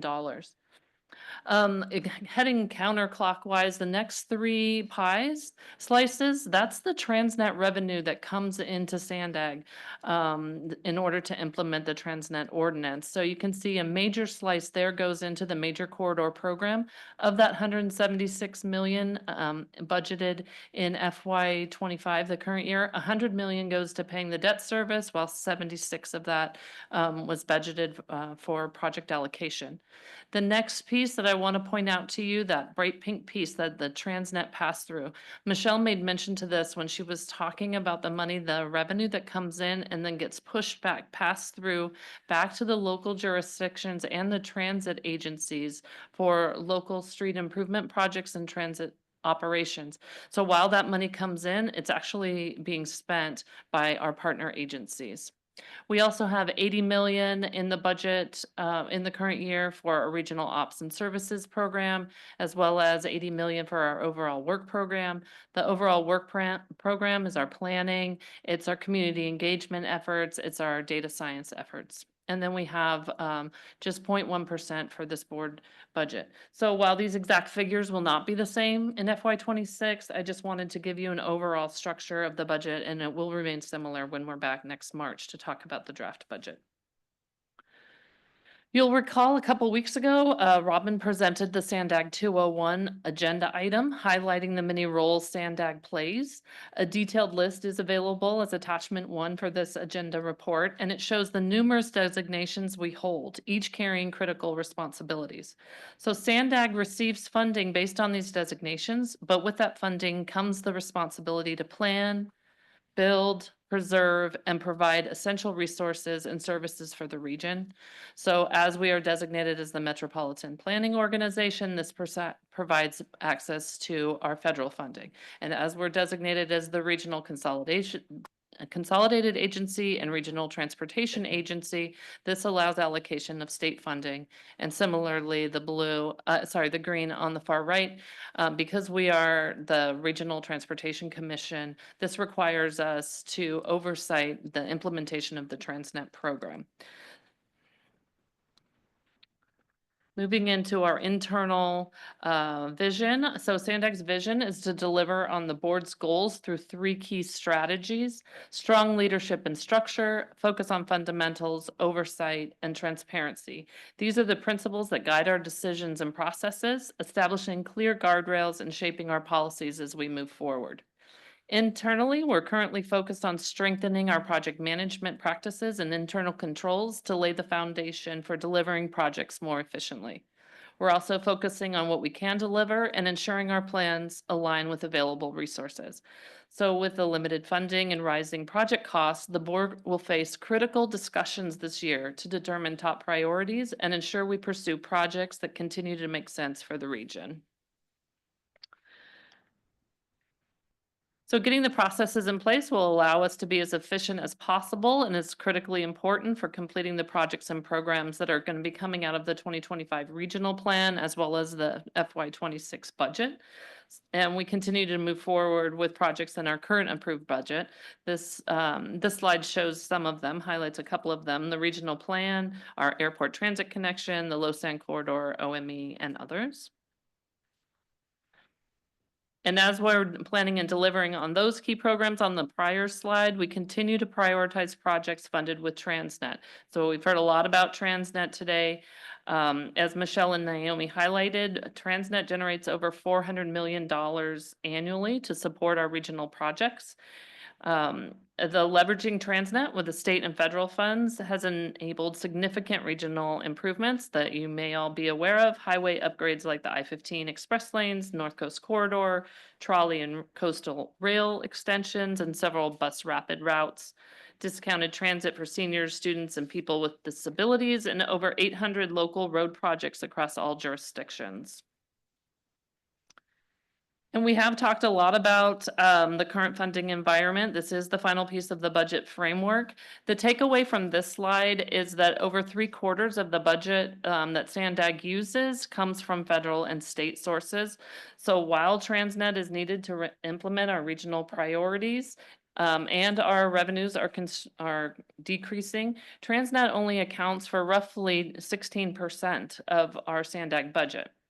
So in our current 2025 budget, we have over 200 projects, and there's roughly between 50 and 60 different funding sources.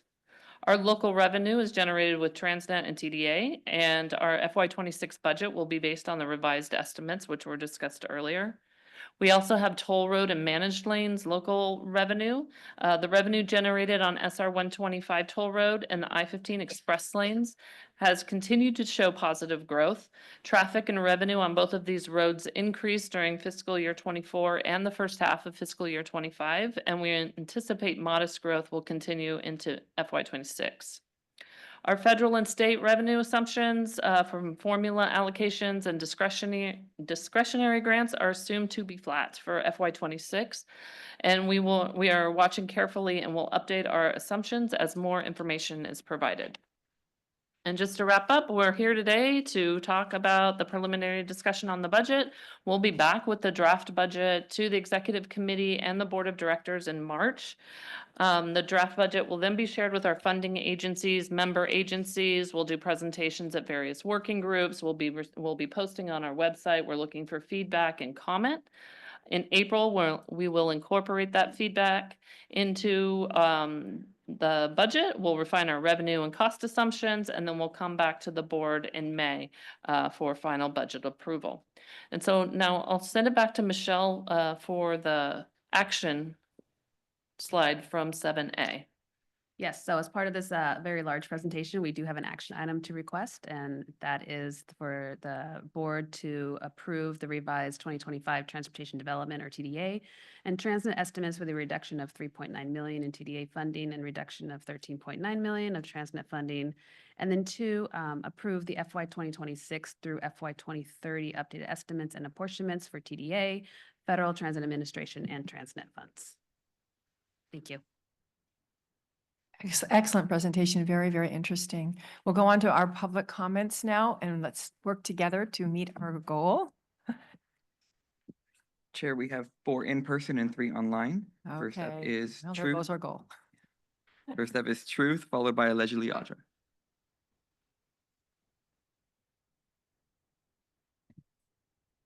I had different goals. Report summed up, SANDAG's projections and models are always wrong. Inflation is definitely much higher than what those numbers said. When I'm paying 3 times the amount for the same product, inflation is not at 3%.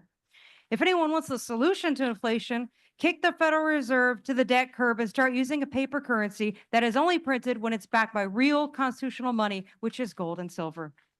If there's over 868,000 that went to bike, pedestrian, neighborhood safety last year, then why aren't there more PED projects? Why is everything slime green, dangerous bike lanes? I'd rather see fixed sidewalks everywhere so cities could avoid lawsuits. As far as transit tax dollars to transit system improvements, what I didn't get to say at MTS since they blocked access to a public meeting is that they need to not only upgrade the system, but they need to change the system. For what reason can MTS and NCTD not implement their own versions of flexible fleet golf carts? It could bring in revenue that the agencies are missing out on that Circuit is currently collecting. I don't know why the chart on page 44 says COVID above the year 2020. It should say lockdown. And slide 5 should say pre-lockdown levels. Oh man, I don't know why I'm laughing. And the $161 million debt that SANDAG has on the South Bay Expressway is evidence of how SANDAG will fail at managed toll lanes on every highway. In fact, in yesterday's MTS meeting agenda, it said, quote, managed toll lanes are not a major source of revenue after cost to operate, end quote. So give it up. And I'm going to argue that the Otay Mesa East Toll Facility Act is not a state designation, it's just an act. Does someone want to explain the profane language found on slide 14, page 83 of the agenda? That's a joke. And I want the SANDAG vision changed to something that has meaning. Why not something like get people moving faster? Even the mission doesn't specify supposed solutions. For what? What's the issue at hand? You can't solve something if you don't even know what the problem is. And I recommend adding to the focus on fundamentals, meaningful, measured results. Let's be clear about what SANDAG's doing and quit putting us in debt. Happy Valentine's Day. Allegedly Audra, followed by Bryant Rumbaugh.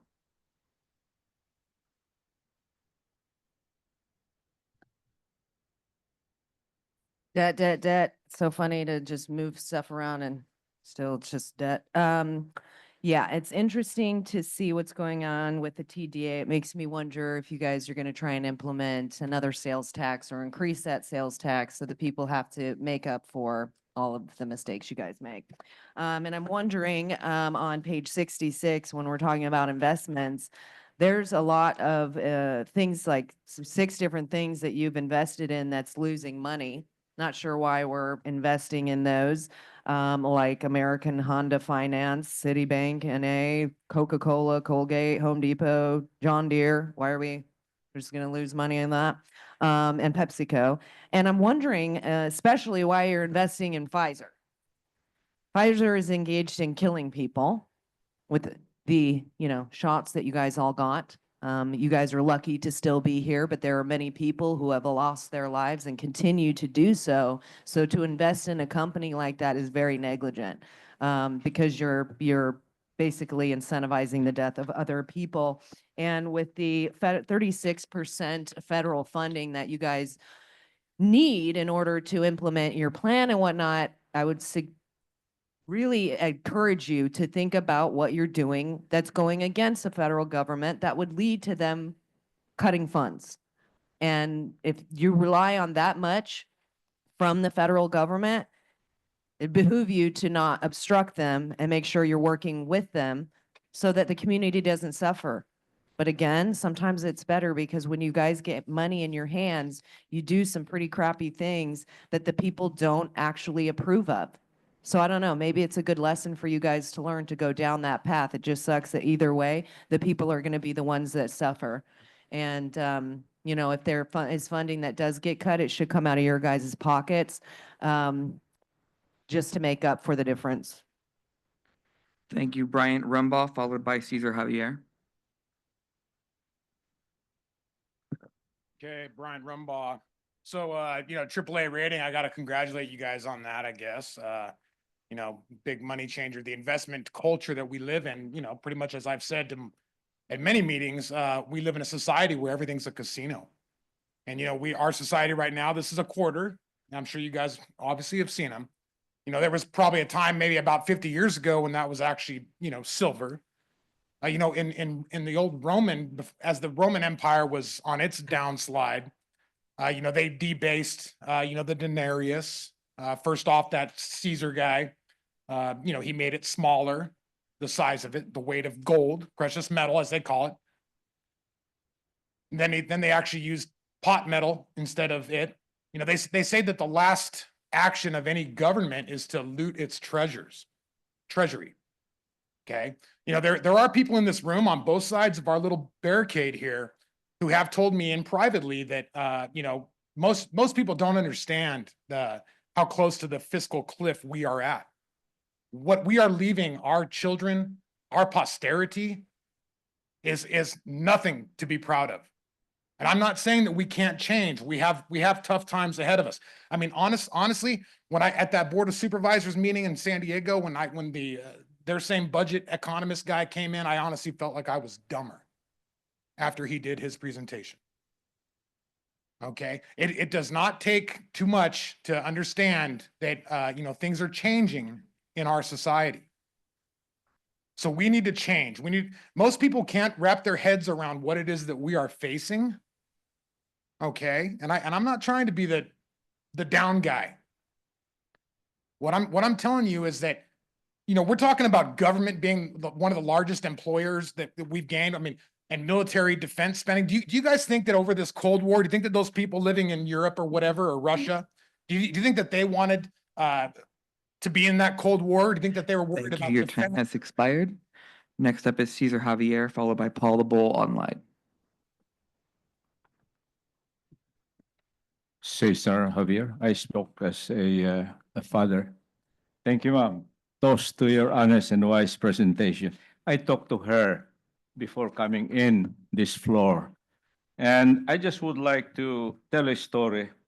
The Chinese invented the number 0, right, Councilor Lee?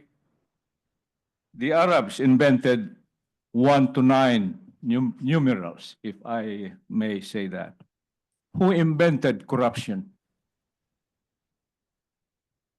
Politicians, those who are assigned leaders.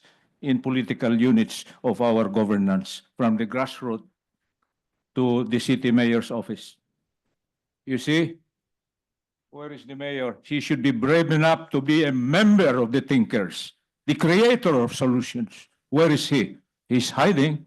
Practitioners of corruption, practitioners of campaigning, not governing. I must tell you this because of my experience in my humble locality community. For 12 years, potholes, dirty creek, buses, risk for fire, dirty water. I tell you, environmental justice, which was included in the program of Air Pollution Control District, Paula Forbes. I challenged him to step down yesterday. I challenged the mayor to step down yesterday. Forgive me, but that is my opinion and the opinion of my wife. Happy Valentine's, my dear. I am doing this because we are the small unit, political unit, Streamview Drive. One vertical, perpendicular to 54th Street, one parallel to it. The city is not attending to the danger of the radiation substation SDG construction going on. The Teenage Center. Thank you. Your time has expired. Next up is Paul the Bold, followed by Catherine Rhodes.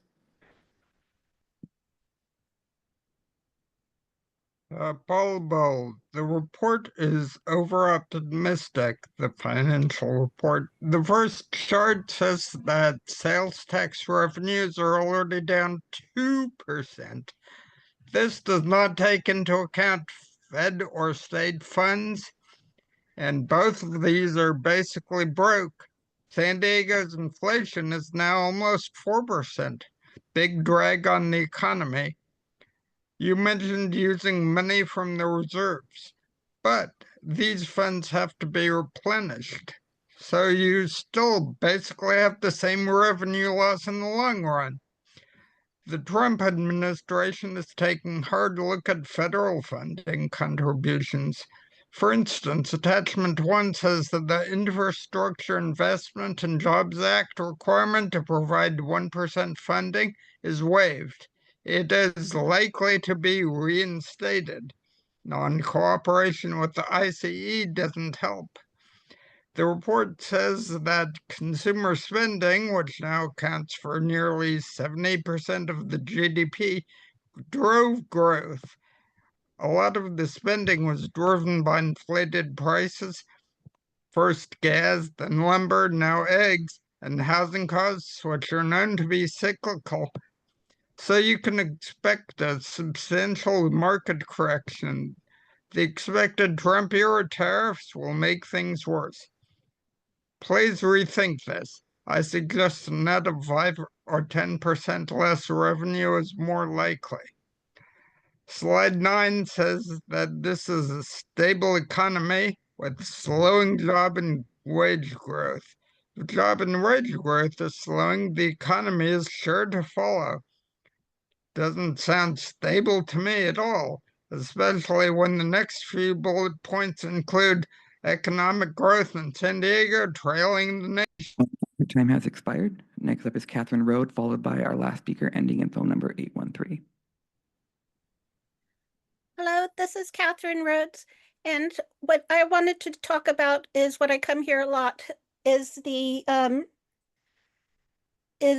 lack of looking at the airport revenue as a funding source for all SANDAG projects, specifically for the Central Mobility Hub, where you already spent 30 million of local funds on this project, and you're planning on you budgeted an additional 42 million for the airport transit connection. The airport always tries to say they'll pay for their fair share of mitigation. Well, their fair share of mitigation for their projects that increase traffic is 100%. It's not 50% and you guys have to, everybody else has to come up with the other. It's 100%. And what they do is they sucker you. You're suckers.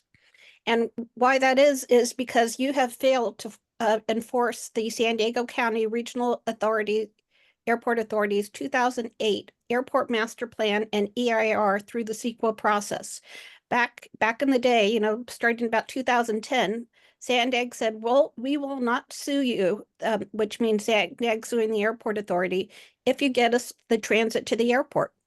And what they refuse to do is refuse to put it into their airport layout plan and then get it approved by the airport district officer in Los Angeles. For example, the previous CEO, I forgot Hassan, if it was like 30 million or 300 million or something like that of money that was supposed to be coming from the airport authority to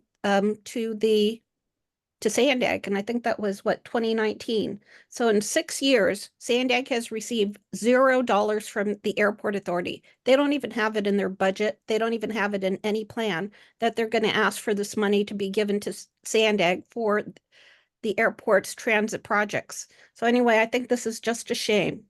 The solution. Thank you. Your time has expired. Next is our last speaker ending in phone number 813.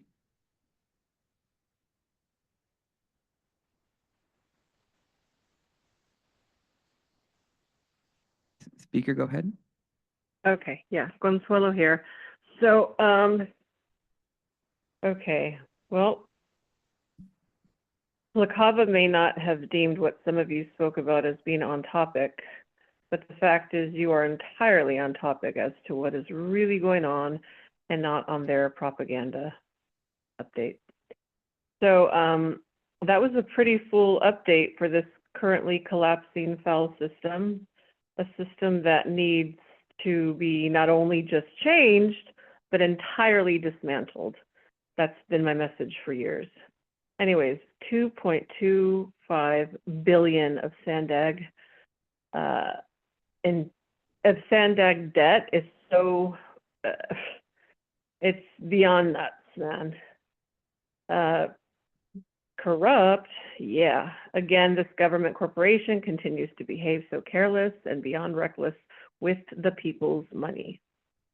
Again, please listen to the ones giving you crucial advice that actually benefits the people and not a few pockets. And just the fact that one of the slides is titled Transnet Revenue, Lowered Revenue Expectations. Like, dude, come on. Yeah, anyways, that's all I got to say on this. Thank you. That's the end of public comment, Chair. Thank you. Councilmember Molina. Thank you, Chair. Quickly, I just wanted to go back to Naomi's presentation. Thank you to all of the presenters and the slides and the reading material, very informative. Regarding what Mario called the big picture projections, Naomi, I underlined in my notes greater uncertainty and volatility. And I can't help but ask, the information presented today, does it take account the firing off of all of these executive orders that are, coming as of, the end of January up until who knows when they will end, but a lot of that is very disruptive. So do these projections include some of that? These projections don't at the time that we developed them. The current environment, lots of executive orders hadn't happened yet. Thank you. Councilmember Chavez. I'll keep it short. Thank you so much for that great presentation. And again, I'm just going to bring up that at the city of Chula Vista, we're very worried about the call date being the closest call date could be 2027. Can you tell me when we're going to bring back the study and recommendations that we agreed on? Do you know by any chance? I don't have an exact date for that. Maybe Mario has more We, information. we're working on the different scenarios to bring up to the board, and we will put it in the agenda. But Dawn and her team are working on setting up several scenarios for that you asked us, right? We came up with somewhere around 2030 that could be paid off, and it's an estimate, and it gets adjusted based on these projections. Then the board asked us to look at different scenarios of maybe not charging at peak hours, doing different strategies that may potentially prolong the period of payment, but provide some immediate relief as it was put out. So the team is working on those different scenarios. Once we have them, we'll go and set it up in the agenda. I appreciate that. Also, I had another question. If the decline in revenue continues, what options do we have to secure additional funding to keep previously approved projects moving forward? Okay, so, Something really quick. yeah, we do have existing, balances that are carrying over in both the major corridor program and the 8.1%, operating, budgets. For most of the programs, you can't spend more than we've collected. So, the local streets and roads tends to draw all of its funding.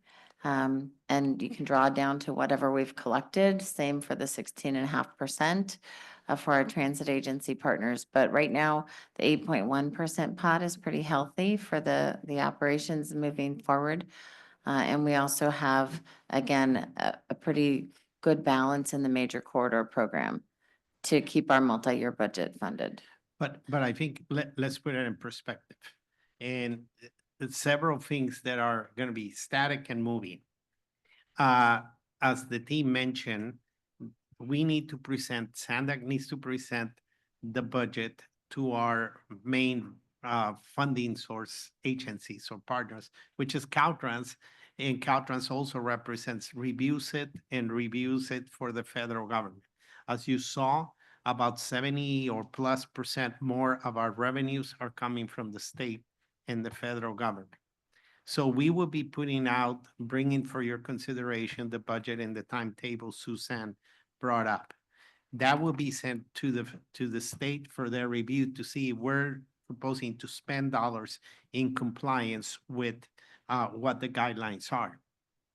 Now, going to your specific question, the chair has asked us in several occasions that we need to start setting up, and several of you, setting up our priority discussions of which projects can move forward.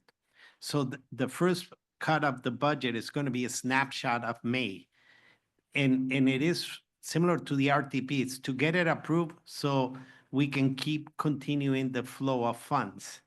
But during the period of the spring and the summer, we're going to be bringing in and facilitating discussions, and probably it would start on my retreat when our offsite, where all of you are going to have those discussions of priorities, and that's going to allow us for in the fall or later on to even project a budget amendment to reflect those priorities you give us as a board. So I want to just put all that in perspective. You're going to see a budget that is coming in May. That doesn't mean that that's going to be the ultimate budget, because you will be continuing to have discussions of priorities. And by that time, the team will also be having more updated revenues, and we will understand what's happening with the different orders. We will see if there are new grant programs coming in, and it will give us a better snapshot to the future to be able to make those adjustments with the approved budget. Appreciate. I'm gonna take a step back and let everyone talk. Very good. Mayor Gasterlin. Yeah, I have a couple of questions. For context, at UCSD, I'm chair of the Committee on Planning and Budget, and I'm in my second year doing that. And our UCSD core budget is $1.8 billion in our current fiscal year. So it's kind of interesting to me to really look carefully at what you're telling us. So Naomi, I'm wondering, what is the basis for predicting in the modeling that Transnet revenues will grow in 2026 through 2029? We're planning for zero growth.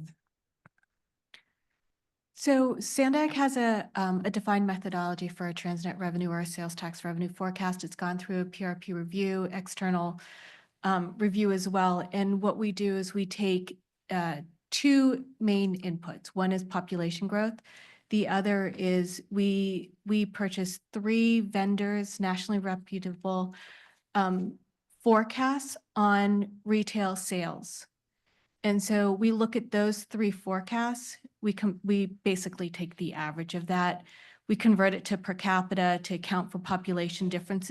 Each of the vendors has a different projection on population growth, so we align it to SANDAG's population projections and then forecast it out. Our methodology does adjust for looking what the vendors are saying and then taking what we understand in terms of how actual sales tax revenue is tracking. And we make adjustments in the first 5 years. Okay, so I look at trajectories and I look for mechanisms that change those trajectories, and the trajectories that I'm seeing from the past few years is flat and downward. So do you see mechanisms for change? Do these forecasts give us any insight into what's under the hood in the models? They do not, but what we do is we look at their forecasts and then we line it up with the data that we're observing. One of the things that we don't actually do is just a straightforward linear projection. So when I look at, when my team looks at where sales tax revenues is headed, we look at a couple of things. We look at how inflation is impacting different buckets of items that actually result in sales tax. So we look at that. We look at household income and how it's changing. And then we also track just because we get with about a month lag, monthly sales tax collections. And so we do compare that in terms of seasonality as well as how it's been performing in the past. Okay. Second question of 2. And can I just say that the sales tax revenue and economic growth, what we're seeing is starting to have slightly different dynamics, and that is what's also building into this. Okay. So my second question of 2 pertains to slide 13 of Don, your group's presentation. This is the slide on annual borrowing costs, major corridors with a dotted line, dashed line. And that dashed line shows growth in the revenues, wrong slide deck. So this would be slide 13 that has bars and a dash. 7B. 7B, slide 13. There you go. Thanks. That one. So if I heard it correctly and am reading it correctly, this is showing that in 2048, 1/3 of Transnet revenues are expected to be about $300 million, which would mean Transnet would be $900 million by this forecast. Is that correct? I don't have the detail behind this with me for 2048, but Naomi's looking it up really quickly in our longer term forecast. The reason I bring it up is this relates to my question for Naomi is, again, forecasting and looking outward. I think we're in turbulent times. I'm with our board director member from National City, Luz Molina, who's also my colleague at UCSD and thinks about grants and funding all the time. We're facing terrible turbulence at the university, terrible. And, I would really encourage us to be incredibly careful and conservative as we go forward into the next 6 months of our budgeting. Right now, it is important to say is SANDAG is not proposing to use any bonds or loans or anything. We're static. So it's we're on a pay as you go. And what has been done, and what we owe. But we feel comfortable with the ×4 coverage. I think it's ×4 right now, but we are not adding to the debt service at all. Yeah, I just want to say, so Naomi's looked it up, it's about 835 million, and the major corridor program is 38% of that, plus the roughly 4% for major corridor EMP. So, yeah, and as Mario mentioned, we're in a pay-as-you-go mode now. We did have a robust early action program. That's where that debt profile comes from, and we've transitioned to pay-as-you-go. Thank you very much. Thank you. Councilmember Edson. Thank you, Chair, and thank you for the reports. Very informative. Painful as it is, NCTD supports the recommendation of the Transportation Committee to approve the revised FY 2025 TDA and Transnet region-wide estimates and updated FY 2026 to FY 2030 estimates and appropriations of TDA, FTA, and Transnet funds. As was mentioned, excuse me, Each year, SANDAG provides funding estimates for TDA, FTA, and Transnet funds for the upcoming fiscal year. These funding sources support public transit operations and projects throughout our region. As also mentioned, NCTD faces a $1 million decrease in TDA revenues for FY 2025 and is also projected to receive lower Transnet dollars for a total net decrease of $1.7 million in funding for FY 2025. Additionally, over the next 5 fiscal years, NCTD is expected to receive $19.3 million less than projected. Let's see. Sorry, my notes are all over the place. What that means to NCTD has not yet been determined. Tightening the belt is never pleasant. We all know that. Over time, lower funding could impact service, but more importantly, is likely to impact new cool pilot programs such as NCTD Plus, which is a very popular on-demand transit pilot. And that's sad. Maxon? My question is on the job gains and losses forecast. I have 2 questions. What consideration was given to the impacts of AI on the professional, technology, and transportation and housing sectors? And my second question is, do you anticipate a reduction in healthcare sector jobs as restrictions on our immigration population take effect? And the reason I ask that is that over the last few years, the state of California had opened up Medi-Cal coverage for all who are financially eligible, regardless of immigration status. The county of San Diego, 1/3 of the population receives this coverage. So that would be a substantial change in healthcare.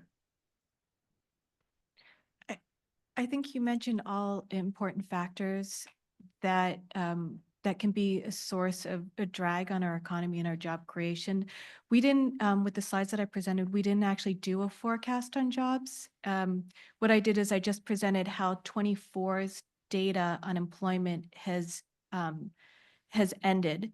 Well, what we saw between 23 and 24, looking at where we've seen the sector impacts and the job growth in 24 is what makes us think that 25 will be more of a slow job creation environment rather than a rebound. And then the other message is just to emphasize that those trends are slightly different than what we see at the state or the nation. And so again, the message is volatility, differences in local conditions from the national, and that there are some very strong potential headwinds that give us cause for caution.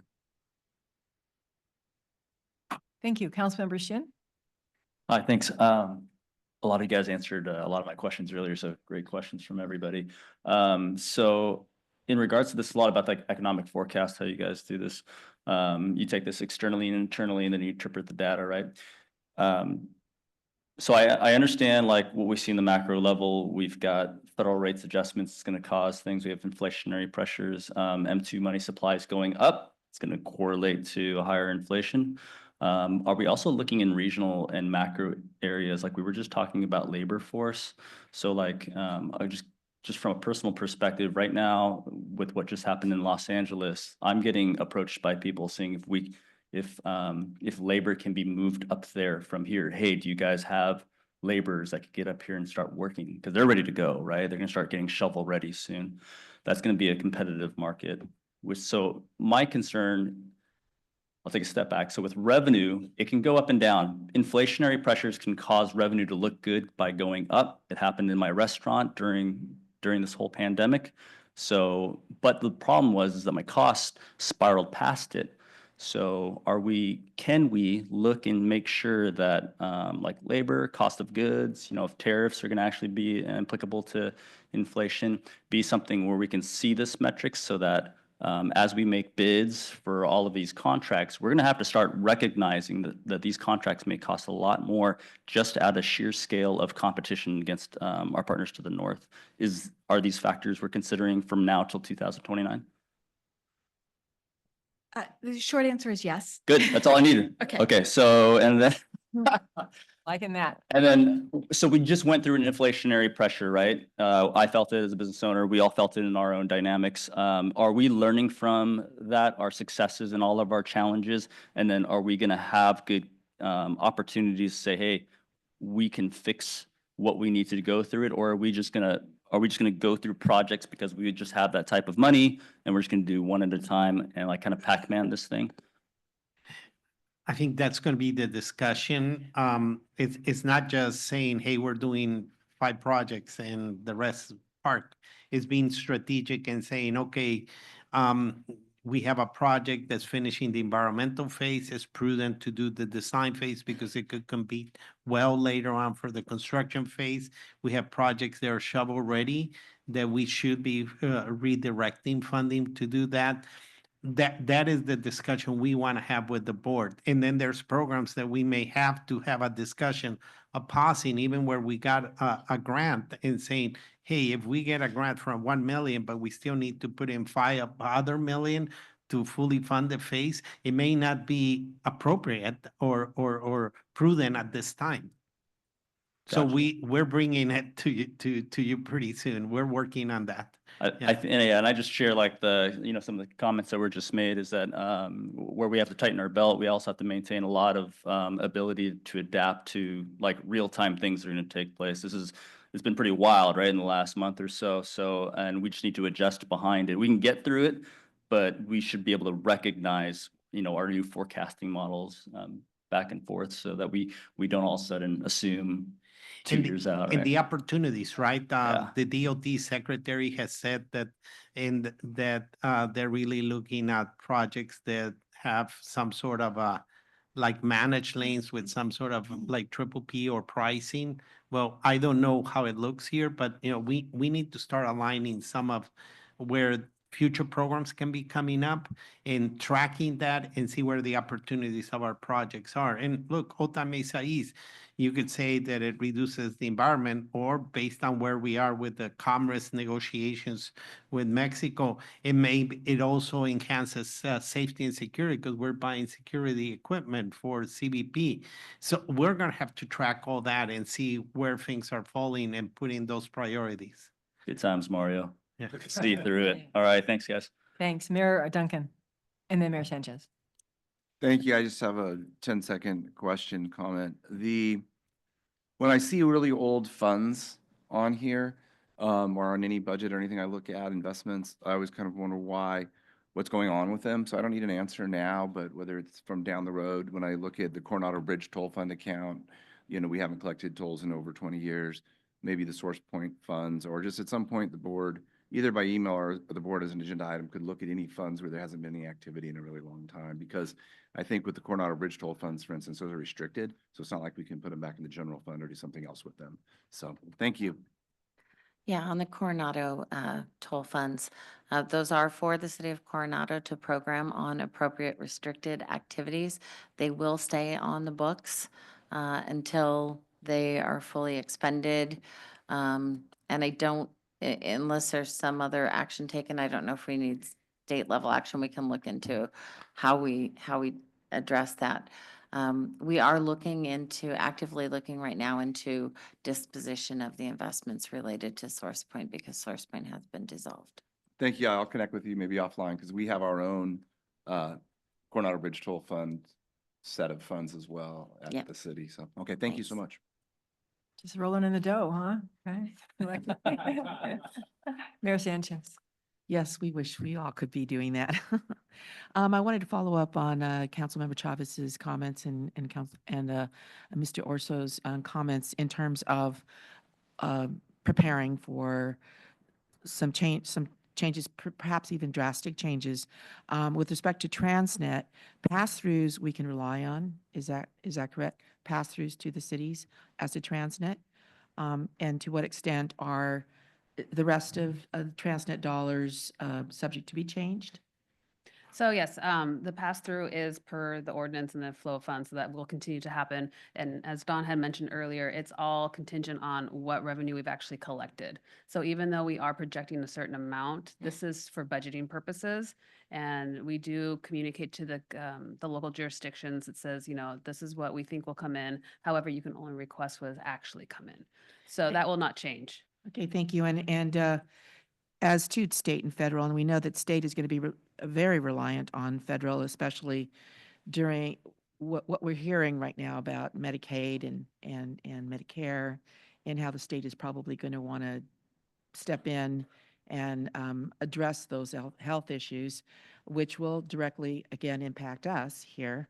Are those communications with cities prioritizing, I guess that's kind of like the street level, are those going to be happening now? Are those communications beginning and like priority-wise? Well, the priority for the projects are for the ones that are in the RTP or any other project that the board Okay. feels suited, right? That this agency pursues.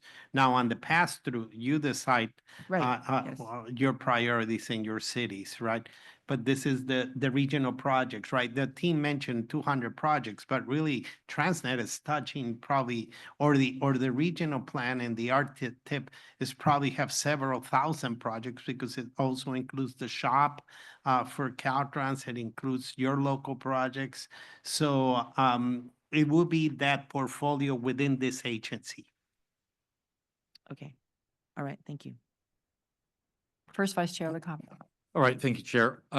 Thank you for pretty intense and comprehensive presentation on all the different aspects of what we have to worry about. I appreciate the questions and comments by my colleagues as well.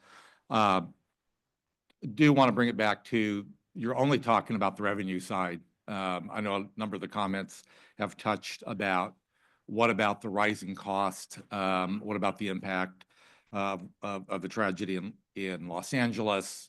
And you can go on and on and on. I think ultimately what you're looking for is direction from the board is, given all the stuff, analysis you've done and the assumptions you've made and the net result of all that, is that the basis for you to start producing your budget going forward? And I think there is a lot of question in all of our minds. There's a lot of disruptions that is happening. We don't know, is it real? Is it rhetoric? Is it gaming? You know, any verb you want to call it for. If I heard correctly, you're assuming federal is flat in the coming year. I have a fear that that's optimistic, but you have to start someplace. And if we say, actually, the economy is going to be worse, the dollars are going to be less, that means we have to start looking at cutting projects to make that number balance going forward. So I don't see anybody else in the light. So I'm going to say that I'm comfortable with the methodology you've used. It is the best information we have today. We have to make a decision and give you direction today. And I think even the 5-year forecast and the assumptions that you've made is the best we have available today. And I trust you that if anything starts going sideways, that you'll be back in front of us again, asking for adjustments one way or the other. So with that, Chair, I'll move the staff recommendation. Second. Very good. Mayor Sant, you were not back up again. Okay, right. Wonderful. Okay, so let's vote. And again, thank you so much, team. It was really enlightening to see all of this forecast in such great detail.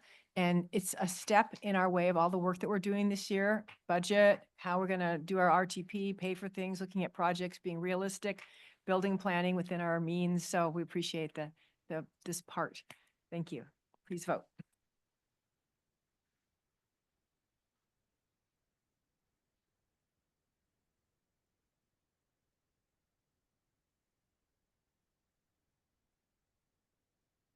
The motion passes with those members present. Very good. Mayor Snow, did you want to say something? No? Okay. Just toggle the 0 again. It'll go off. Okay, so now we are on continued public comments, non-agenda. Michael, how many do we have? We have 10 public comments. Okay. And we had 2 in person. Cesar Javier, Perita Javier. Online, there's Al Robin, Paul the Bold, Camilla Rang, Catherine Rhodes, Mary D. Phone number ending in 813 and phone number ending in 899. Please raise your hand again. First up, we'll go with Cesar Javier. Next, Perita Javier. Go online to Blair Beekman.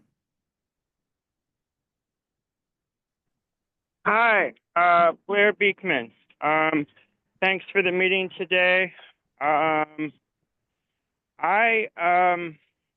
I had a prepared statement that I spoke at Audit Committee last Friday, February 7th, and at public comment time, I spoke, I misunderstood some of the words that Patruth was speaking about an item, and I started blaming her when I shouldn't have.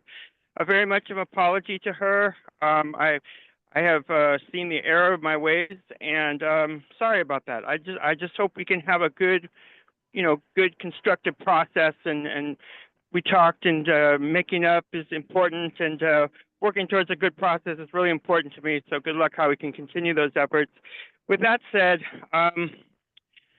I've tried to bring up a number of times, it's important to me with the LA fire issues that have been happening, that I've been really disappointed in Governor Newsom's approach to totally abandon the CEQA process. There's quite a battle going on about the future of CEQA and what it means, and he took the road to give it up. And meanwhile, the city of San Diego is starting to ask the real honest questions, more than just a political issue. What are real environmental concerns that CEQA can really help with the future of their ADU process? They're important questions, and we need to be asking them. And so does LA.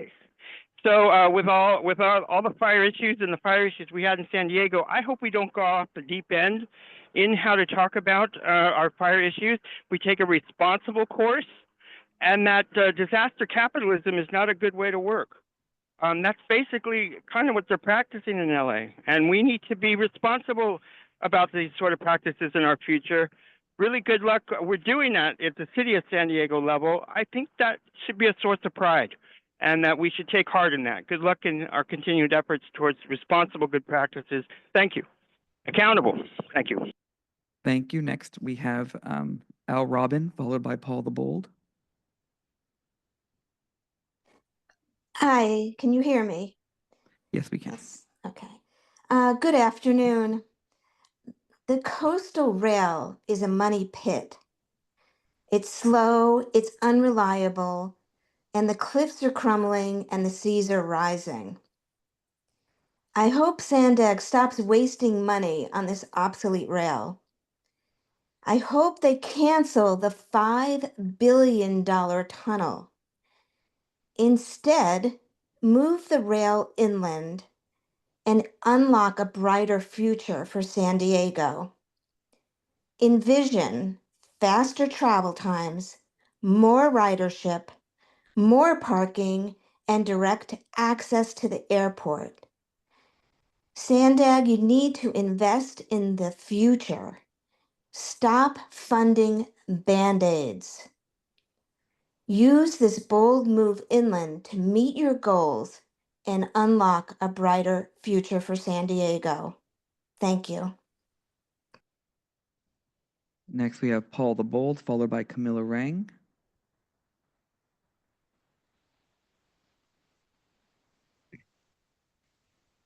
Paul, go ahead. Yeah, hi. Happy Valentine's Day.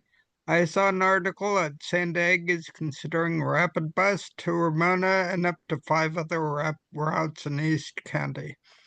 It's good that SANDAG is considering this, but disappointing that it does on SR 67, which is unsafe.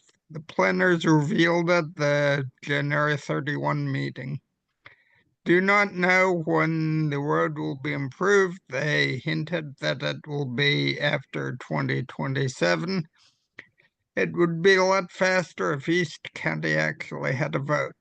The planning department said it would be along a dedicated lane. The board did prefer that, but SANDAG seems to want to make the whole SR 67 a 4-lane highway, for which major planning and probably cutting into cliffs and cantilevered lanes which will surely take until 2030, probably longer. Hope there is a better option. As for the Los Angeles train, move it to the I-15 corridor or through Duluth. A train anywhere near the coast is not safe or practical for the long term. Think 100 years. Unstable coastal soil or sand and it's inclement, you've got a narrow path and either beach erosion or landslides. The price tag you quote for a train from Temecula through Escondido and San Marcos is to Paris, way outside your jurisdiction and way inflated. It would be a lot faster than the bus, and it could connect to downtown a lot easier, as well as the proposed rapid trains to Vegas, LA, and SF. If you're worried about diesel, my suggestion would be Thank you. Your time has expired. Next is Camilla Rang, followed by Catherine Rhodes. Good afternoon, board members. I'm Dr. Camilla Rang from Del Mar. The Lawson staff has come out with a new list of 5 suggested alternatives for the relocation of the railroad off the bluff in Del Mar, removing some, adding some. The shocking thing is they added double tracking the old crumbling bluff. This has to be taken off immediately, and it's shameful it's even considered. The staff says a new track will be within the right-of-way, but without telling you that there are homes within that right-of-way. These homes will have to be demolished and taken by eminent domain. People will have to leave their multi-generational homes. We do not accept this under any circumstances. The bluff is crumbling, get the train off, not put more on. Also, the $300 million grant you received from the state was to study how to get the train off the bluff, not how to keep it on. So if you want to study how to keep it on the bluff, you will have to find other money or you're in breach of contract. Route A, that Del Mar favors, and it was the only route that did not demolish our homes, has been removed. And this happened as soon as Lisa Hebner from Solana Beach, who is a staunch opponent of Route A, was sworn in as your chair. One can wonder what happened there. If Solana Beach is allowed to remove a route, Del Mar is requesting the same favor. We choose to remove all routes that take eminent domain in Del Mar, which is all routes except Route A and the new yellow line that was just thrown in going east-west between the fairground and I-5. We are very open to work on that yellow line alternative, but push it slightly north than what was suggested, since the suggested route goes right outside the window of people living along San Diego Road and also in the lagoon. Push it slightly north over the empty lot or take it in a tunnel after the new platform over to I-5, and we will all walk away as friends. Thank you. Thank you. Next, we have Catherine Rhodes, followed by Mary D. Hello, this is Catherine Rhodes, and I very much agree with the previous caller. I'm also calling about the last week's SANDAG San Diego Losan Rail Realignment Project, the Final Value Analysis Study Report. I don't like this report at all. I think it's lacking. On page 120, figure 23 is your conceptual portal and alignment options. I agree that why are you having option 12, the double tracks on the bluffs? That shouldn't even be there. And then, of course, I like the ones that go through I-5, and there's only 2 of them. Number 10 and number 14. But the only thing is for I'm not sure if it's 10 or 14 because you can't really see it on this picture, but for some reason, instead of what I'm recommending is that you connect, I previously put this into my comments and nobody talked about it in this report, but what my previous recommendation was to connect it from the I-5 to south of the San Diego River outlet or south of the Del Mar Fairgrounds. For some reason, the only option that you have is to go all the way to Solana Beach and do some underground bore tunnel when you could actually do a realignment on the I-5.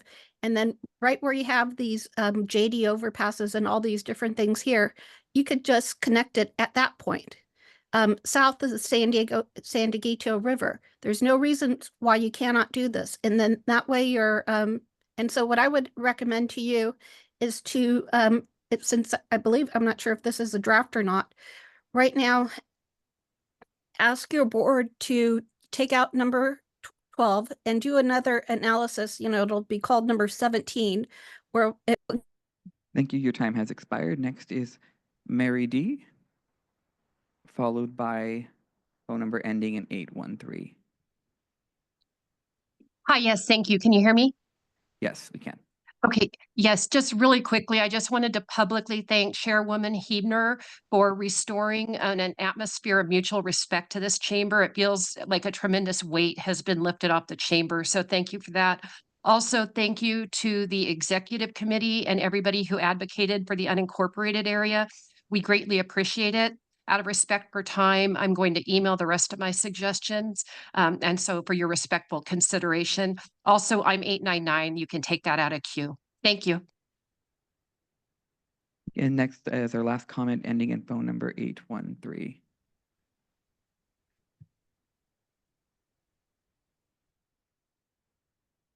It's you, Consuelo. 813, you're muted. There you go. Hey. Thank you.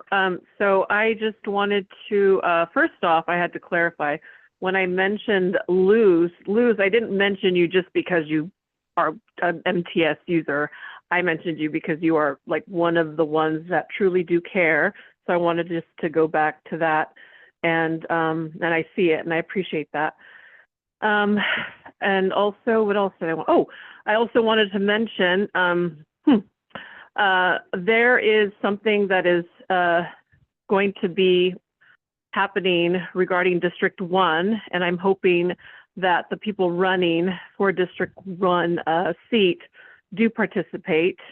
A forum is going to be held, and, you know, I live in District 1, and we've had so many corrupt people in that seat, and I think not so much because, I mean, imagine that, an anarchist who burst the idea, but it's just that I live in this community, so that is what I want to contribute to my community, is having this forum, and the ball is already rolling on that, and we're hoping to get as much participation from the people running, and if they speak transparency, let's just be transparent to the, you know, to the people that you're running for. And the seat you're running for. Also, I wanted to kind of end and take a moment to speak about my brother and my friend, Jim Anthony Ellis. He was such a cool guy, such a kind and thoughtful.